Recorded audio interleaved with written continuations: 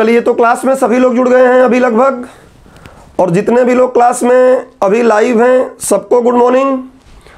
आज की क्लास शुरू करते हैं। एक बार फिर मैं आपको बता देता हूं कि पिछले दिन मैंने आपको 2.5 पेजेस पढ़ने को दिया था। जो भी मैंने नोट्स आपको दिया था उसका 2.5 पेज पढ़ने को दिया था, और वो 2.5 पेज का क्वेश्चन आज भी लास्ट में पूछूंगा। और अगर आज नहीं पूछा तो क्यों, इसलिए नहीं पूछूंगा कि आप लोग बोलेंगे सर सरप्राइज हो गए, हम अचानक कैसे पूछ लिए आप। तो आज मैं आपको क्लियर कट बता देता हूं कि कल से आज जो भी मैं होमवर्क दूंगा उसका शुरुआत ही क्लास का होगा। कैसे? उससे 5 क्वेश्चन दूंगा मैं। वो 5 क्वेश्चन यहाँ लिखा रहेगा और उसका आंसर देंगे आप। 3 नंबर के मेंस जैसा भी उसमें से क्वेश्चन दूंगा, और संभवतः 1-2 ऑब्जेक्टिव टाइप का भी दिया करूंगा। तो ये बात आज से ध्यान रखेंगे आप। और जो सही आंसर नहीं देगा उस पर आर्थिक दंड लगेगा 5-5 रुपये प्रतिदिन के हिसाब से। जब इकट्ठा हो जाएगा तो उसकी पार्टी हो जाएगी। चलिए, तो आज की क्लास अब हम शुरू करते हैं।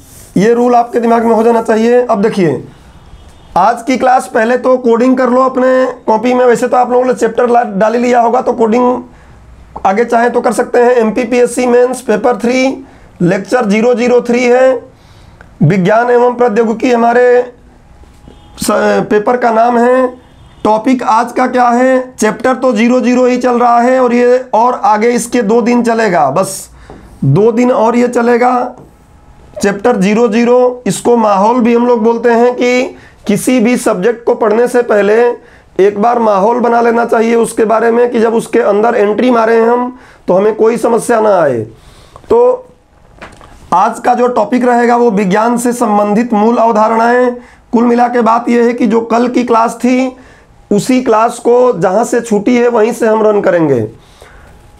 अब कल की क्लास जो पढ़े थे एक बार थोड़ा सा रिकैप कर लें। देखिए, कल हमने सबसे पहले एक आपको जनरल अप्रोच दिया कि हमको पढ़ना कैसे है, तो हम इस पर बात नहीं करने वाले। कल की क्लास में हमने ये NCERT का पहला चैप्टर आपको दिखाया कि अंग्रेजी भाषा के शब्द साइंस का उद्भव कहाँ, लैटिन भाषा से हुआ है। और जैसे ही लैटिन भाषा की बात आई तो हमने बात किया था कि ये लैटिन भाषा कहाँ बोली जाती है। लैटिन भाषा कहाँ बोली जाती है, जब ये मैंने बात किया था तो आपको पूरा आइबेरियन प्लेटू के बारे में बताया था, आइबेरिया के पठार के बारे में बताया था।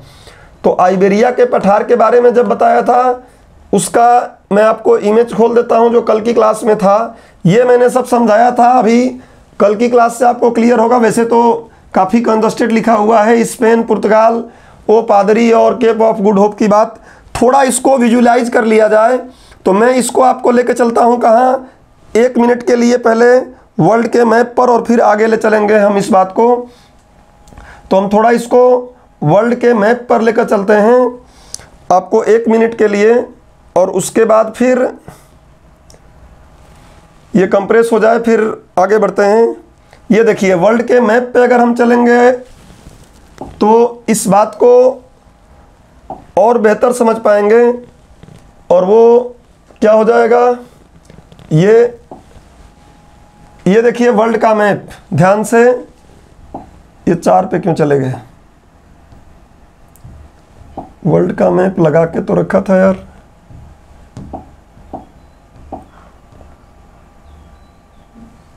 एक मिनट, दिमाग में इतनी कई चीज़ें लगी रहती हैं यार, तो आइडिया रहता नहीं। मुझे लग रहा है कि पहले वाले में ही है, जो फर्स्ट वाला ये लेक्चर अभी चल रहा था उसी में पीछे लगाया था मैं, कि आज ही उसको दिखाऊंगा मैं आपको एक साथ। एक बार थोड़ा सा उससे विजुअलाइज हो जाएगा आपका हिस्ट्री वाले पोर्शन, और बाकी चीज़ें भी जहाँ ज़रूरत पड़ेगी हम यहाँ पे करते रहेंगे कि कहीं तकलीफ़ ना हो। एक बार ये कंप्रेस करने में कुछ सेकंड का टाइम लेगा। वैसे तो डायरेक्ट गूगल पे भी देख सकते थे, लेकिन अब वो लगा के ही रखे हैं तो ज़्यादा बढ़िया है।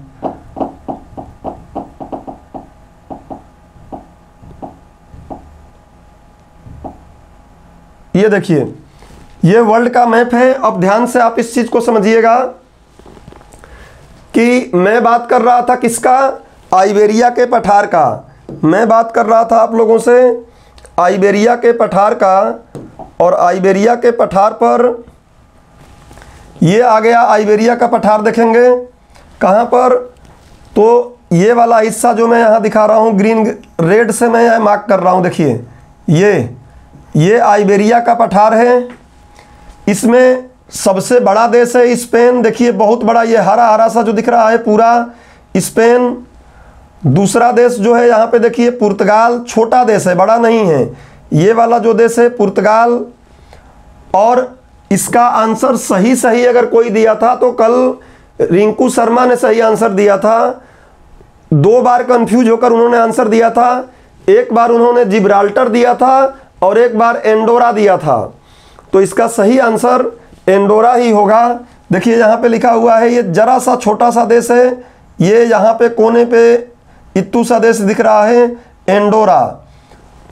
अब आपके दिमाग में आएगी सर जिब्राल्टर भी तो है, तो जिब्राल्टर जो है वो क्या है, एक कंट्री नहीं है जिब्राल्टर, बल्कि स्पेन का नीचे वाला पार्ट है ये इधर।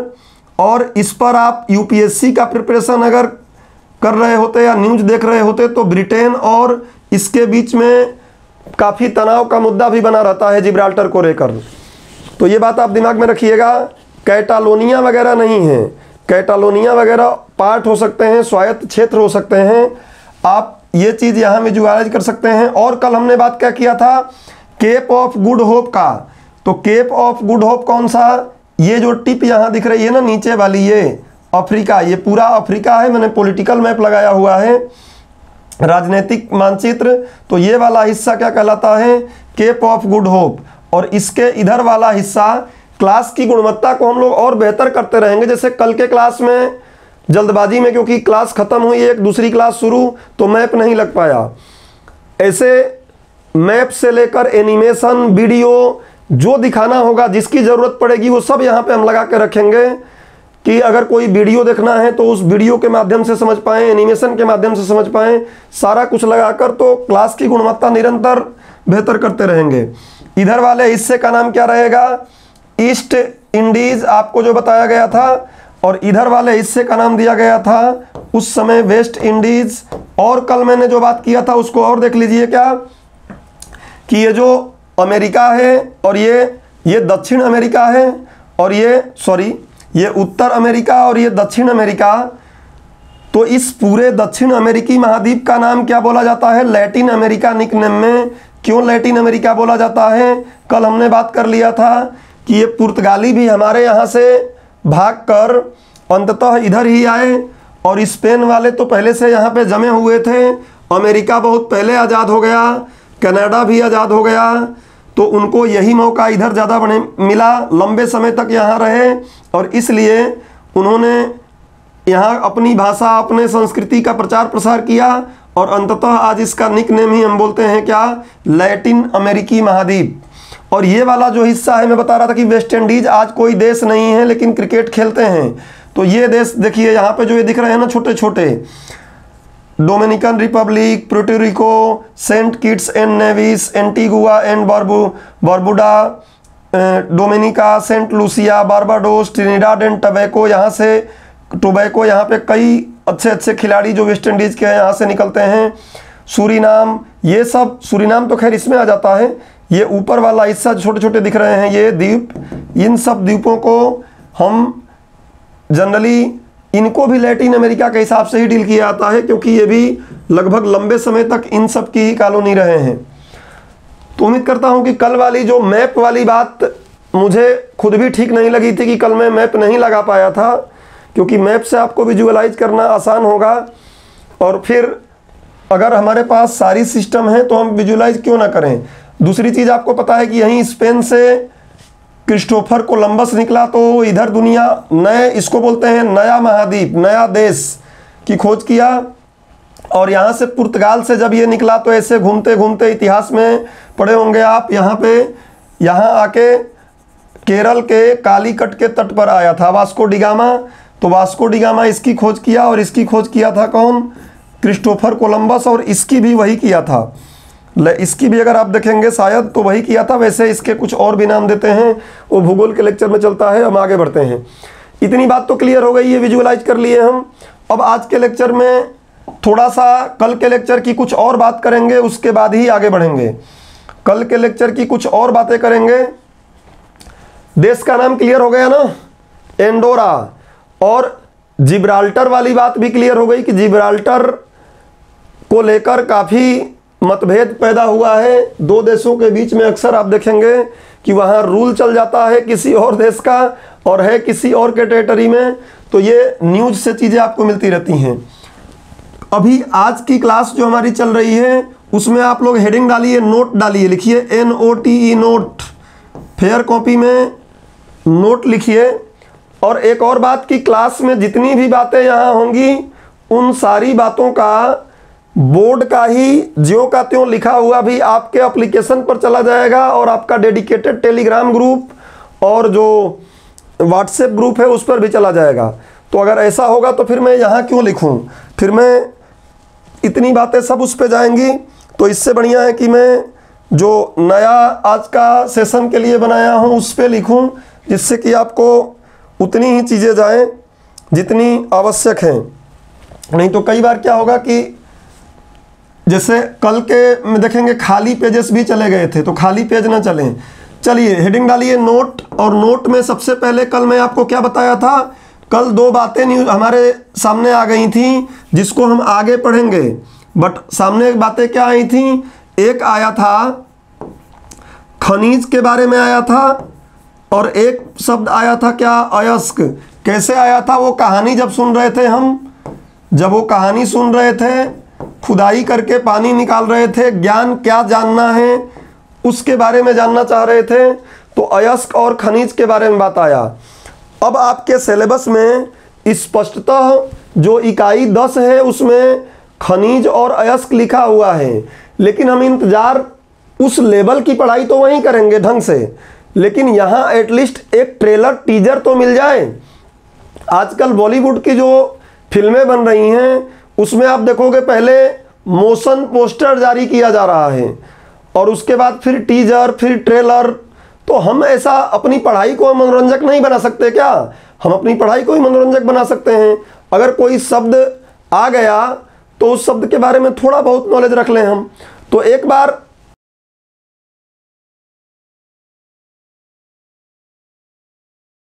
ऑनलाइन क्लास है, एक बार आप लोग मुझे कमेंट करके बताइए कि खनिज और अयस्क दोनों में से शुद्ध कौन सा है। खनिज और अयस्क में दोनों में से शुद्ध कौन सा है, या दोनों ही शुद्ध नहीं हैं या दोनों ही शुद्ध हैं। आंसर दीजिए। और इसमें लेट नहीं होता, यूट्यूब में आपका आंसर आने में थोड़ा लेट होता है, लेकिन इसमें जैसे ही कमेंट करेंगे तुरंत मेरे पास आ जाएगा। तो मैं एक बार कमेंट अब देख लेता हूं। शर्मा जी बोल रहे हैं खनिज, ये खनिज क्या शुद्ध या अशुद्ध? अच्छा प्योर है। रिंकू जी बोल रहे हैं प्योर है, ठीक है। और अभी हम देखते हैं अंकित भारद्वाज जी बोल रहे हैं दोनों अशुद्ध हैं, और आशीष बोल रहे हैं खनिज। अब थोड़ा समझो, इसलिए हम यहाँ पे लिख ले रहे हैं। थोड़ी बात पहले समझ लो कि एक्चुअल जो चीज़ें पढ़ाई की होती हैं उसमें क्या होता है, यहाँ पहले समझ लेते हैं फिर लिखेंगे। कि ये देखो ये हमारा अर्थ है, अर्थ को हम ऐसे ही बनाएंगे, गोलाकार है तो ऊपर का हिस्सा मैं बना रहा हूँ। अर्थ के ऊपर और यहाँ पर नीचे, इसको हम बोलते हैं भूगर्भ, अर्थ का गर्भ। तो इस अर्थ के गर्भ में अगर हम जाएं तो हमको क्या होगा, जैसे कल हेमेटाइट की हमने ढूंढ लिया था मैग्नेटाइट को, वैसे ही यहाँ पे तमाम प्रकार के संसाधन मिल रहे हैं। तमाम प्रकार के संसाधन मिल रहे हैं। संसाधन हम बोलेंगे, संसाधन क्या है जब पढ़ेंगे तब देखेंगे वहाँ डिटेल में। तो संसाधन मिल रहे हैं विभिन्न प्रकार के। इन्हीं संसाधनों में जल भी है, इन्हीं संसाधनों में अच्छा ऊपर भी संसाधन है। वायु अपने आप में हमारे लिए क्या है, एक संसाधन है। अगर वायु नहीं है तो तकलीफ होगी। जल से भी हम तमाम प्रकार की चीज़ें निकालते हैं। तो अयस्क और खनिज में क्या है थोड़ा समझो।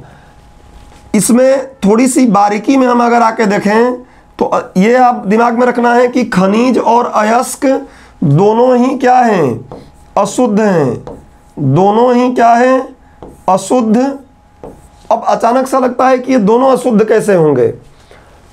तो हम लोग केमिस्ट्री में जब पढ़ेंगे, अब ध्यान से सुनिए मेरी बात, आप लोग इस चीज़ को कवर करिए कि जो खनिज और अयस्क हैं, इसमें होता क्या है कि जब केमिस्ट्री हम पढ़ेंगे तो तत्व के बारे में पढ़ेंगे, सिलेबस में है, और तत्वों का वर्गीकरण जब हम करेंगे तो तत्वों में से कुछ को धातु मान लेंगे। रेड ठीक दिखाई दे रहा है कि मैं ब्लैक करूं इसको? चलो ब्लैक कर लेता हूं। तो होगा क्या कि तत्व, इसको धातु, अधातु और उपधातु इस तरीके से हम बांट सकते हैं। और इसी में जब हम और आगे देखेंगे तो द्रव, गैस और ठोस में भी ये बट जाएंगे।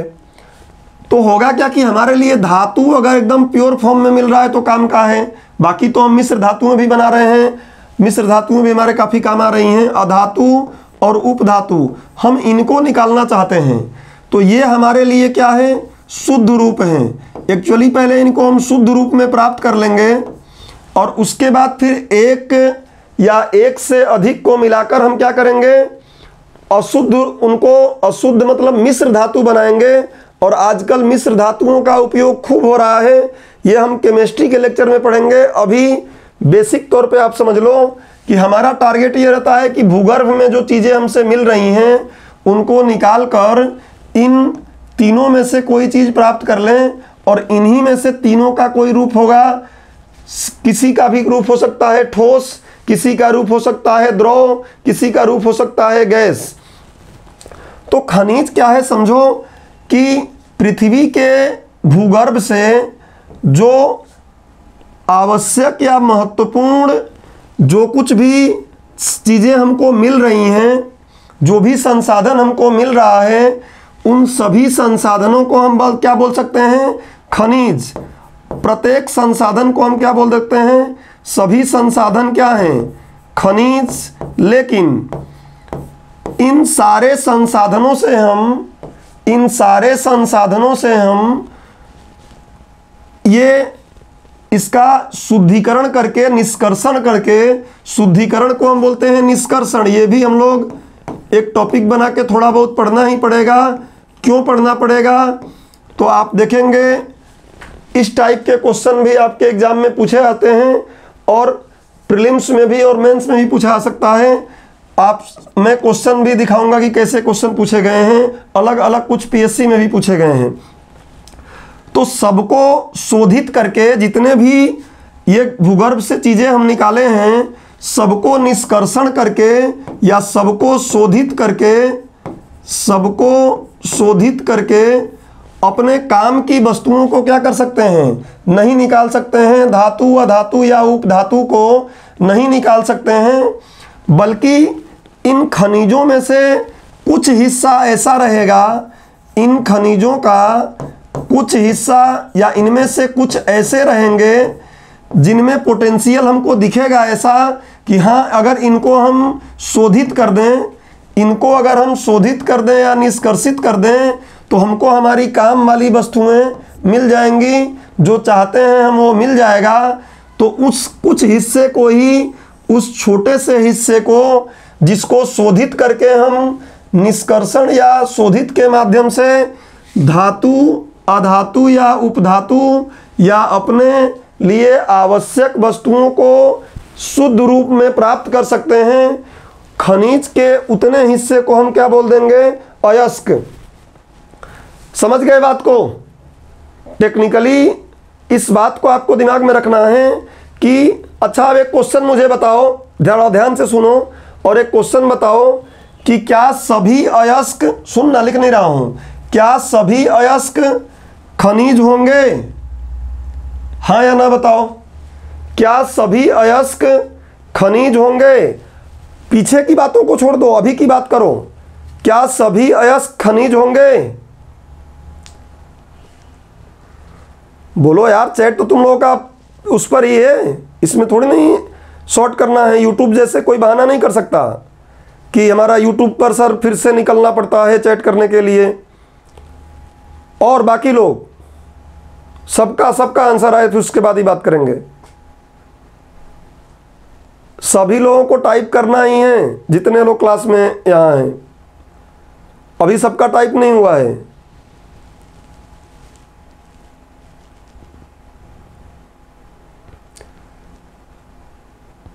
अब टाइप करने के लिए हम हाथ भेजें क्या आप लोगों के पास? और जिन्हें आर्थिक दृष्टि से निकालना सुलभ हो वही अयस्क हैं। एकदम सही बात है, लेकिन मेरा क्वेश्चन समझिए।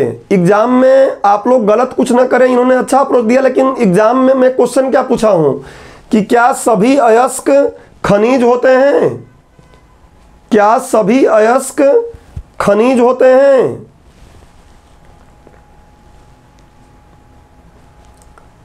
चलो अब लिखो कॉपी में, मैं बताता हूं। अभी ये बात समझ में आ गई, इसको इससे ज़्यादा समझाने की जरूरत नहीं है। रिकॉर्डेड भी आपके एप्लीकेशन पर रहेगा।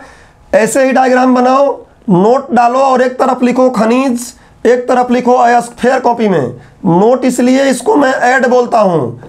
आप सीरियल देखते हो तो बीच में ऐड आता है, सीरियल देखते हो बीच में ऐड आता है, उसमें वॉशिंग साबुन, निरमा और ऐसे ऐड आते हैं। यहाँ पे ऐड काम के आते हैं जो एग्जाम में, मेंस जैसे एग्जाम में 10 नंबर दिला सकते हैं। तो लिखो, सबसे पहले खनिज के बारे में लिखना है आपको। ऐसे ही डायग्राम बना के खनिज के बारे में लिखो। और आने वाले समय में मैं आपको कुछ चीज़ें जो लिखनी है ना, उसके लिए यहाँ पे ऐसे पिक्चर लगा दिया करूँगा हैंड रिटेन, जिससे आप हिंदी भी गलत ना करो। तो आने वाले समय में क्लास की गुणवत्ता को और जितना हो सकेगा उतना नवाचार हम लोग करेंगे। अभी तो आप लिखिए खनिज के बारे में कि खनिज क्या है। लिखो, भूपर्पटी में, भूपर्पटी क्या है वो भी ज्योग्राफी का लेक्चर में है, बस अभी इस भूगर्भ समझ लो। जो पृथ्वी का आंतरिक सतह को कई मंडल में विभाजित किया गया है, जो सबसे ऊपरी मंडल होता है उसको भूपर्पटी बोलते हैं। उसकी गहराई कितनी है वो देखेंगे आगे। अभी लिखो, भूपर्पटी में प्राकृतिक रूप से पाए जाने वाले खनिज में लिख रहे हैं मिनरल, इंग्लिश में मिनरल लिख लेना। भूपर्पटी में प्राकृतिक रूप से पाए जाने वाले, केमिस्ट्री में हम देखेंगे कृत्रिम रूप से भी बना लेंगे हम बहुत सी चीज़ों को, बट अभी तो हम जनरल पढ़ रहे हैं। लिखिए, भूपर्पटी में प्राकृतिक रूप से पाए जाने वाले रासायनिक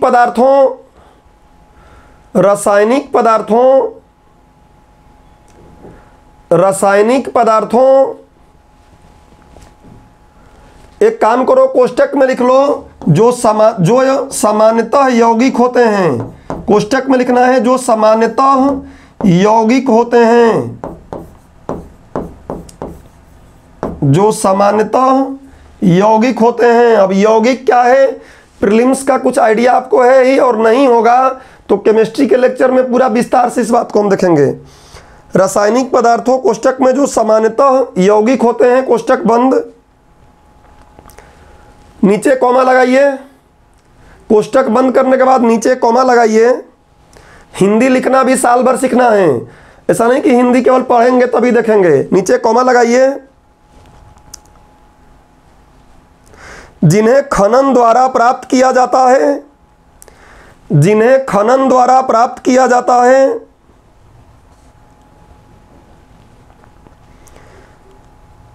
जिन्हें खनन द्वारा प्राप्त किया जाता है,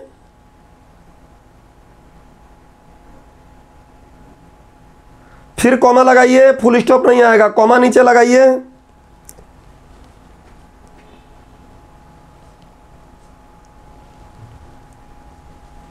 उसे खनिज कहते हैं, उसे मिनरल कहते हैं, उसे खनिज कहते हैं, उसे खनिज कहते हैं।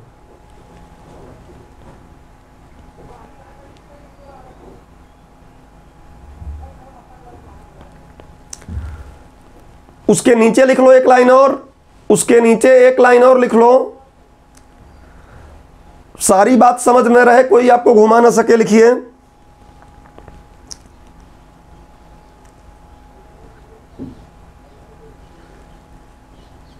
अथवा नीचे करके लिखो, नीचे लाइन चेंज करके, अथवा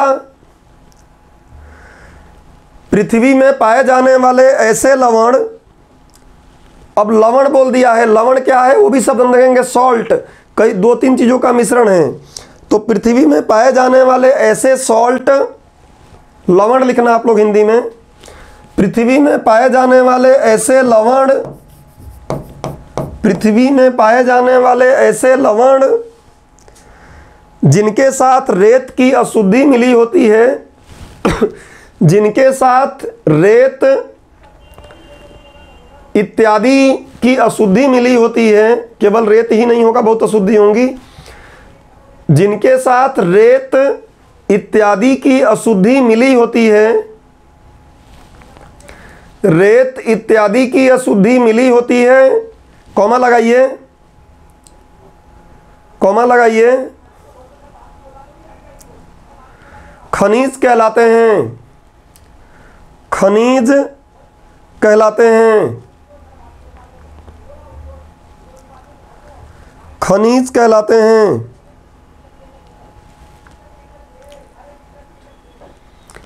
अभी इस वाले पोर्शन को छोड़ दीजिए, खनिज वाले पोर्शन में आपने लिख लिया। अब आ जाओ अयस्क वाले पोर्शन में, इंग्लिश में और बोलते हैं, शब्द तो इंग्लिश में जरूर रखिएगा, और अयस्क, मैं प्लूरल फॉर्म में बहुवचन में लिख दिया, ओर्स, अयस्क, ओर्स, अयस्क। जब भूगर्भ विज्ञान में पढ़ेंगे तो हम वहां डायमेंशन उस हिसाब से कवर करेंगे। विज्ञान पढ़ रहे हैं और शब्द ये आ गया है तो एक बार इंट्रोड्यूस हो जाना चाहिए शब्द की ये है क्या।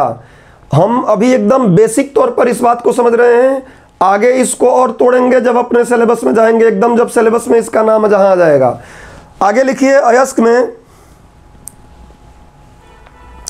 अयस्क में लिखिए वे खनिज, वे खनिज जिनसे धातुओं को, जिनसे धातुओं को, जिनसे धातुओं को, अगर धातु लिखने में आपको तकलीफ हो रही है तो क्या लिखेंगे, जीवन के लिए उपयोगी वस्तुओं को, और उपयोगी आपको तत्व बांटेंगे तो ये तीनों हैं, फिर इन्हीं तीनों के प्रकार बनेंगे, फिर मिश्र धातु बनाएंगे। तो एक निकालना पड़ेगा पहले प्योर फॉर्म में, तभी तो मिश्र धातु बनेंगे। तो इसलिए धातु बोल दिया हूं, वो अधातु भी हो सकता है, उपधातु भी हो सकता है। तत्व चाहो तो बोल दो, एक काम करो, धातु जहां लिखे हो कोष्टक में तत्व भी लिख लो, अथवा तत्व, आपको कोई उलझा ना सके कि केवल धातु बोल रहे हैं, तत्व भी लिख लो। वे खनिज जिनसे धातुओं को मितव्ययिता, एक नया शब्द दिमाग में लाओ, मितव्ययिता। मितव्ययिता क्या होता है, ये आप इकोनॉमिक्स में पढ़ते हो। मितव्ययिता का सिद्धांत मतलब कम खर्च में, कम खर्च में मतलब जितना आवश्यक खर्च हो केवल उतने में ही। ऐसा नहीं कि 1 ग्राम सोना निकाल रहे हैं और 4 करोड़ रुपए खर्च कर दिए तो वो मितव्ययिता नहीं कहलाएगा। अगर हम 1 किलो सोना निकाल रहे हैं, 20-25 हजार रुपये लग रहा है तो बोलेंगे कि मितव्ययिता है, ठीक है, क्योंकि 1 किलो सोना का कीमत तो 20-25 हजार से ज़्यादा होना चाहिए और होगा ही, इसलिए वो मितव्ययिता है। तो मितव्ययिता मतलब कम खर्च में, तो लिखो मितव्ययिता, कोष्टक में लिख लो कम खर्च में, कोष्टक में लिख लो कम खर्च में,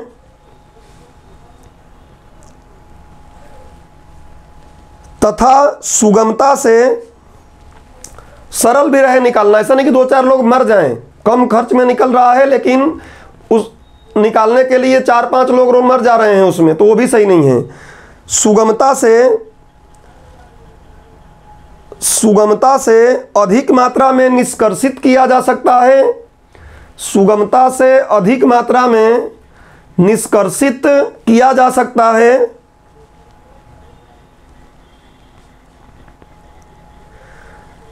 नीचे कॉमा लगाओ, नीचे कॉमा लगाओ, नीचे कॉमा लगाओ और लिखो उन्हें अयस्क कहते हैं, उन्हें ओर्स कहते हैं, उन्हें अयस्क कहते हैं।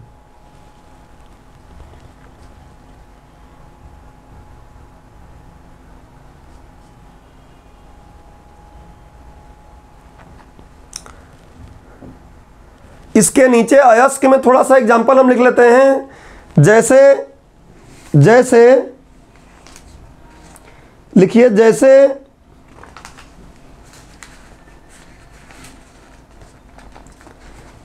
जैसे में कुछ अयस्क लिखिए। पहला अयस्क लिखोगे, जैसे लोहे का अयस्क हेमेटाइट, जैसे लोहे का अयस्क हेमेटाइट, लोहे का अयस्क हेमेटाइट, एल्यूमिनियम का अयस्क बॉक्साइट। ये जब हम केमिस्ट्री पढ़ेंगे तो फॉर्मूला बताऊंगा, फॉर्मूला नहीं बता रहा हूं। एल्यूमिनियम का अयस्क बॉक्साइट बोलते हैं, इससे एल्यूमिनियम निकलता है। बॉक्साइट, एल्यूमिनियम का अयस्क बॉक्साइट तथा कोरंडम, कोरंडम भी एल्यूमिनियम का ही है। तो एक दो बातें हम दिमाग में रखें। कोरंडम, एल्यूमिनियम का अयस्क बॉक्साइट एवं कोरंडम। आयरन के भी और होते हैं, अभी हम केमिस्ट्री नहीं पढ़ रहे हैं कि उसका नाम ले, इसलिए एक एक नाम ले रहे हैं। और एक लिख लो, कॉपर का अयस्क एजुराइट, कॉपर का अयस्क एजुराइट, एजुराइट। इसका फॉर्मूला भी लिखूंगा तो आपको तकलीफ होगा, केमिस्ट्री पढ़ेंगे जरूरत पड़ेगी, देखेंगे। एजुराइट दिख रहा है ना, कॉपर, तांबा, तांबा का अयस्क एजुराइट। अगला, चांदी का अयस्क अर्जेंटाइट, अर्जेंटाइट, चांदी का अयस्क अर्जेंटम बोलते हैं चांदी को, तो चांदी का अयस्क अर्जेंटाइट, चांदी का अयस्क अर्जेंटाइट।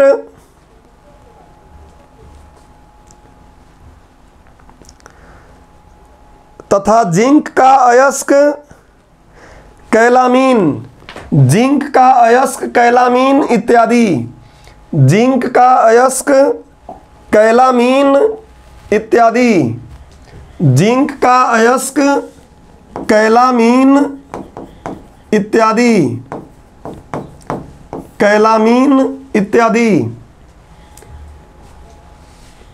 इतनी बात अगर हो गई है और आप लोग डायग्राम बना के अगर लिख रहे होंगे, नीचे जगह होगा, तो फिर ये नोट नंबर 1 था, अब उसके जस्ट नीचे लिखेंगे नोट नंबर 1 स्टार, 1 से ही निकला हुआ है। तो नोट नंबर 1 स्टार, जो आप लोगों से क्वेश्चन पूछा उसमें दिक्कत है उसको समझते हैं। उसके नीचे लिखो नोट नंबर 1 स्टार, ये बात खत्म हो गई। उसके जस्ट नीचे लिखो note number 1 star, note number 1 star. समझो थोड़ा ध्यान से, क्या समझना है। मैं ये बोलता हूं कि क्या सभी अयस्क खनिज हैं, तो हैं यार, क्यों नहीं हैं। सारे खनिज जो हैं उसी में से तो कुछ खनिज जो आर्थिक संसाधन, जो हम अभी परिभाषा पढ़ लिए, जिनको सुलभता से कम खर्च में हम शोधित करके ये तत्व निकाल सकते हैं, वो क्या हो गए, अयस्क हो गए। तो खनिज ही तो थे वो, लेकिन उनमें वो गुण था ऐसा तो उनको अयस्क बोल दिए। लेकिन सारे अयस्क खनिज होंगे क्या, क्योंकि खनिज तो वो भी है, उन चीज़ों को भी खनिज बोल रहे हैं जिनको हम मितव्ययिता और सुलभता से व्यापक रूप में निकाल नहीं सकते, वो भी खनिज है। लेकिन अयस्क कौन है, उसी का एक हिस्सा है जिसको हम मितव्ययिता और सुलभता से निकाल सकते हैं। और इसका मतलब ये है कि अयस्क तो खनिज है, सॉरी हाँ, अयस्क तो खनिज है, लेकिन सारे खनिज अयस्क नहीं हैं। अगर सारे खनिज अयस्क होते तो फिर अयस्क की परिभाषा हमको पढ़ने की जरूरत ही क्यों पड़ती। सारे खनिज अगर अयस्क होते तो हम फिर अयस्क पढ़ते ही क्यों, बोलते कि अयस्क अथवा खनिज, अथवा लगा देते उनके बीच में। लेकिन अभी हमको पता है कि खनिज तो बहुत ज़्यादा हैं, उनमें से कुछ ऐसे हैं जिनमें ये क्षमता है कि हम उनको निष्कर्षित करके, शोधित करके अपने लिए आवश्यक इस टाइप के तत्व निकाल सकते हैं। इसलिए वो अलग हो गए हैं, अयस्क बोल दिए हैं, तो अयस्क आखिर में अंग तो खनिज के ही हैं, खनिज के पेट से ही तो निकले हैं वो, मतलब अयस्क तो खनिज हैं, लेकिन सारे खनिज अयस्क हैं क्या? नहीं। तो स्टार 1 में लिखो, 1 स्टार में लिखो। पहले क्लियर करो, भोंपू बजाओ, ये बात जो मैं बोला समझ में आया या फिर और कोई प्रैक्टिकल लाइफ का एग्जांपल दूं? सभी लोग फटाफट बजाओ, अभी सबका सुनना चाहिए मुझे। बजा रहे हो मतलब मैं मान रहा हूं कि आ रहा है, नहीं बजा रहे हो तो मैं मान लूंगा नहीं आ रहा है, फिर मैं प्रैक्टिकल लाइफ के भी इसके एग्जांपल और भी बहुत एग्जांपल दे सकते हैं हम। 1 मिनट और सुन लो, थोड़ा दूसरा एग्जांपल। मैं क्या करता हूं कि भगवान शिव की आराधना करता हूं और भगवान शिव मेरे पास आ जाते हैं साक्षात, बोलते हैं वत्स बताओ क्या चाहिए। मैं बोलता हूं कि चाहिए तो बहुत कुछ लेकिन थोड़ा बहुत ही दे दो। और क्या? तो मेरे पास समय की कमी रहती है, मुझे कई जगह पढ़ाना है, तो मैंने क्या किया, बोला कि मेरा हाथ भी कभी क्या बन जाए, मेरा हाथ भी टीचर बन जाए, मेरा पैर भी टीचर बन जाए, सब अलग अलग पार्ट में और अलग अलग जाके पढ़ाने लगे। पैर जाके उस रूम में पढ़ाने लगे, हाथ जाके उस रूम में पढ़ाने लगे। जब ऐसा होगा तो ये बताओ कि वो हाथ में था क्या? हाथ हमारा एक महत्वपूर्ण कार्य करने लगा है, पैर मेरा एक महत्वपूर्ण कार्य करने लगा है, लेकिन कोई बोलेगा कि हाथ ही मैं हूं, अगर मैं बोलूं तो गलत हो जाएगा, क्योंकि हाथ में नहीं था, वो मेरा एक अंग था। तो हम बोल सकते हैं उल्टा, अगर बोलें कि सारे हाथ मैं खनिज हूं मान लो और वो अयस्क हैं, तो अयस्क जो हैं, अगर ये थोड़ा सा उल्टा भी हो रहा है बट समझ में आ जाएगा आपको कि जो हाथ है वो हमारा ही एक अंग है। तो हम बोल सकते हैं कि सभी हाथ क्या हैं? खनिज है। मैं बोलता हूं तो हाँ मेरे अंग तो हैं वो सभी, लेकिन मैं बोलूं कि मैं ही वो हाथ भी हूं तो मैं एक बड़ा, ये थोड़ा सा आपको और जटिल हो गया मुझे लग रहा है बोलने पे। भोंपू कैसे बजता है? रिंकू शर्मा बोल रहे हैं। भोंपू कैसे बजता है आपको बता दूं मैं, ये थोड़ा जटिल, मैं आपको एग्जांपल ले लिया प्रैक्टिकल लाइफ का। आप अपने इस पर जाएंगे ऐसे तो हाथ आएगा, हाथ का चिन्ह आएगा। अब हाथ के चिन्ह पे क्लिक मारो, क्लिक ऐसे करो, हाथ आएगा, और हाथ पे मारो क्लिक। सुन पा रहे हैं आप मुझे मेरे भाई? इस पे हाथ आएगा देखो, और हाथ पे क्लिक मारा तो भोंपू बज गया। हाँ बज गया, ठीक है। चलिए ओके बोलेगा वो, और ओके जैसे ही करोगे आ जाएगा। तो यार एक काम करते हैं हम लोग, ये बात आप समझ गए हैं। अब प्रैक्टिकल लाइफ में बहुत एग्जांपल दूंगा, क्लास लंबी होगी और उसमें फिर मुझे कोरिलेट करना पड़ेगा। ये क्या बोल रहे हैं? कांग्रेस, आशीष यादव, कांग्रेस, व्हाट इज कांग्रेस? कांग्रेस क्या है? नहीं समझ पा रहा हूं मैं। तो चलो लिखो लिखो, बधाई, कांग्रेस को बधाई। अब यार हटाओ, ये सब बात मुझे समझ में नहीं आ रही है। अच्छा, हाथ का पंजा, हाँ ठीक है, वो हाथ में लेने के चक्कर में कांग्रेस में, सही बात कर रहे हो। आते हैं टॉपिक पर, लिखो इसके 1 स्टार पर, सारे अयस्क इसी के अंग हैं, इसलिए अयस्क तो खनिज हैं सारे, लेकिन सारे खनिज अगर अयस्क होते तो हम अलग से अयस्क नाम ही क्यों देते? सारे, अब मिट्टी से एक मिट्टी उठा ले एक बोरी और उसमें से सोना निकाल लेंगे, उसका शोधित करके अगर मान लो उसमें से कोई धातु जरा सा निकल भी जाए तो क्या फर्क पड़ता है? वो हमारे काम का नहीं है, वो खनिज ही केवल रह जाएगा, इसलिए खनिज संसाधन बोलते हैं उसको हम। लिखो इसमें 1 स्टार में, सभी अयस्क खनिज तो होते हैं, सभी अयस्क 1 स्टार में लिखना है, सभी अयस्क खनिज तो होते हैं, सभी अयस्क खनिज तो होते हैं, परंतु सभी अयस्क खनिज तो होते हैं, परंतु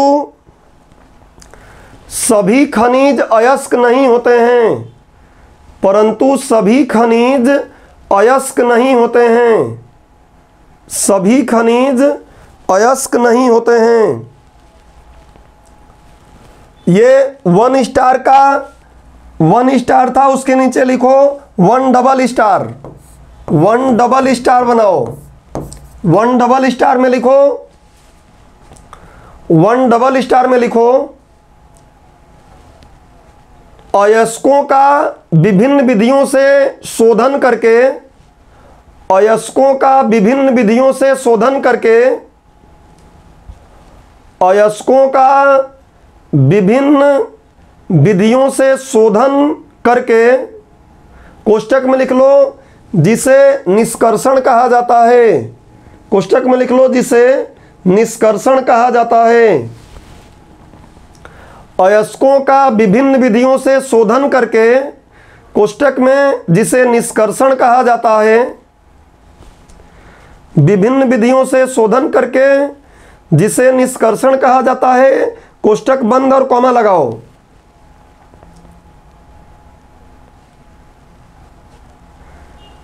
विभिन्न प्रकार के आवश्यक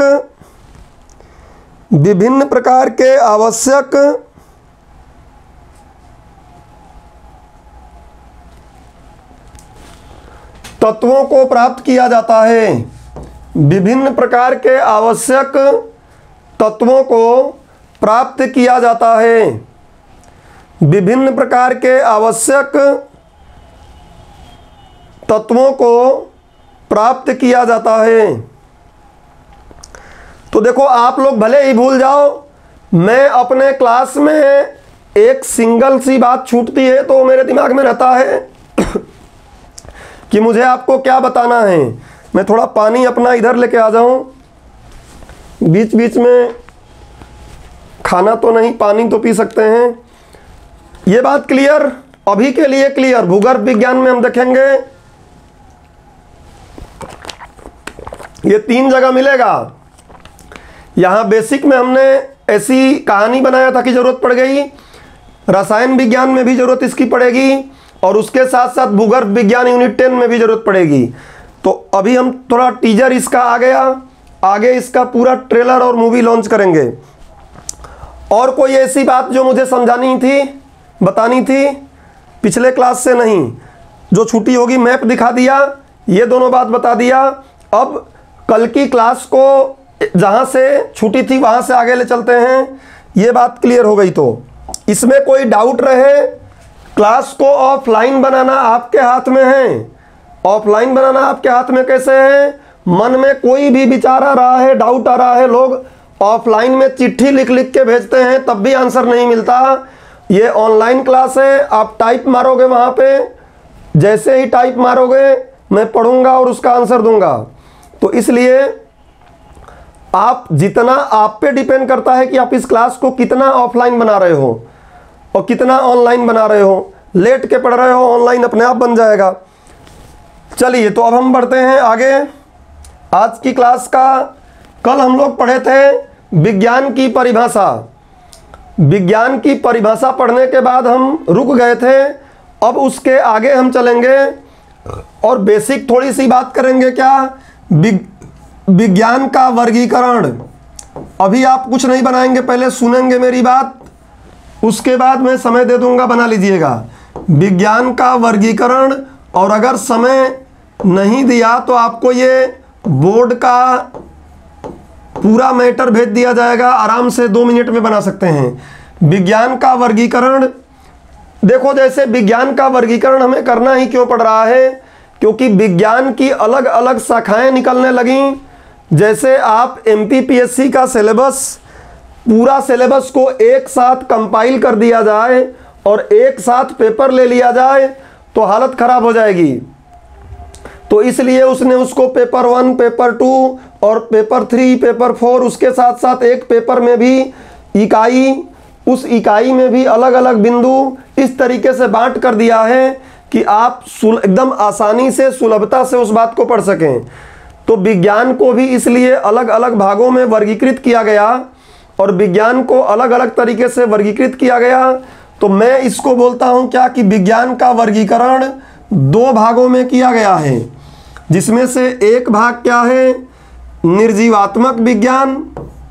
वैसे तो विज्ञान निर्जीवात्मक अध्ययन करता ही है। मैं लगे हाथों आप लोगों को एक चीज़ और समझा दूंगा, इस लेक्चर में आज नहीं आएगा तो कल आ जाएगा कि सामाजिक विज्ञान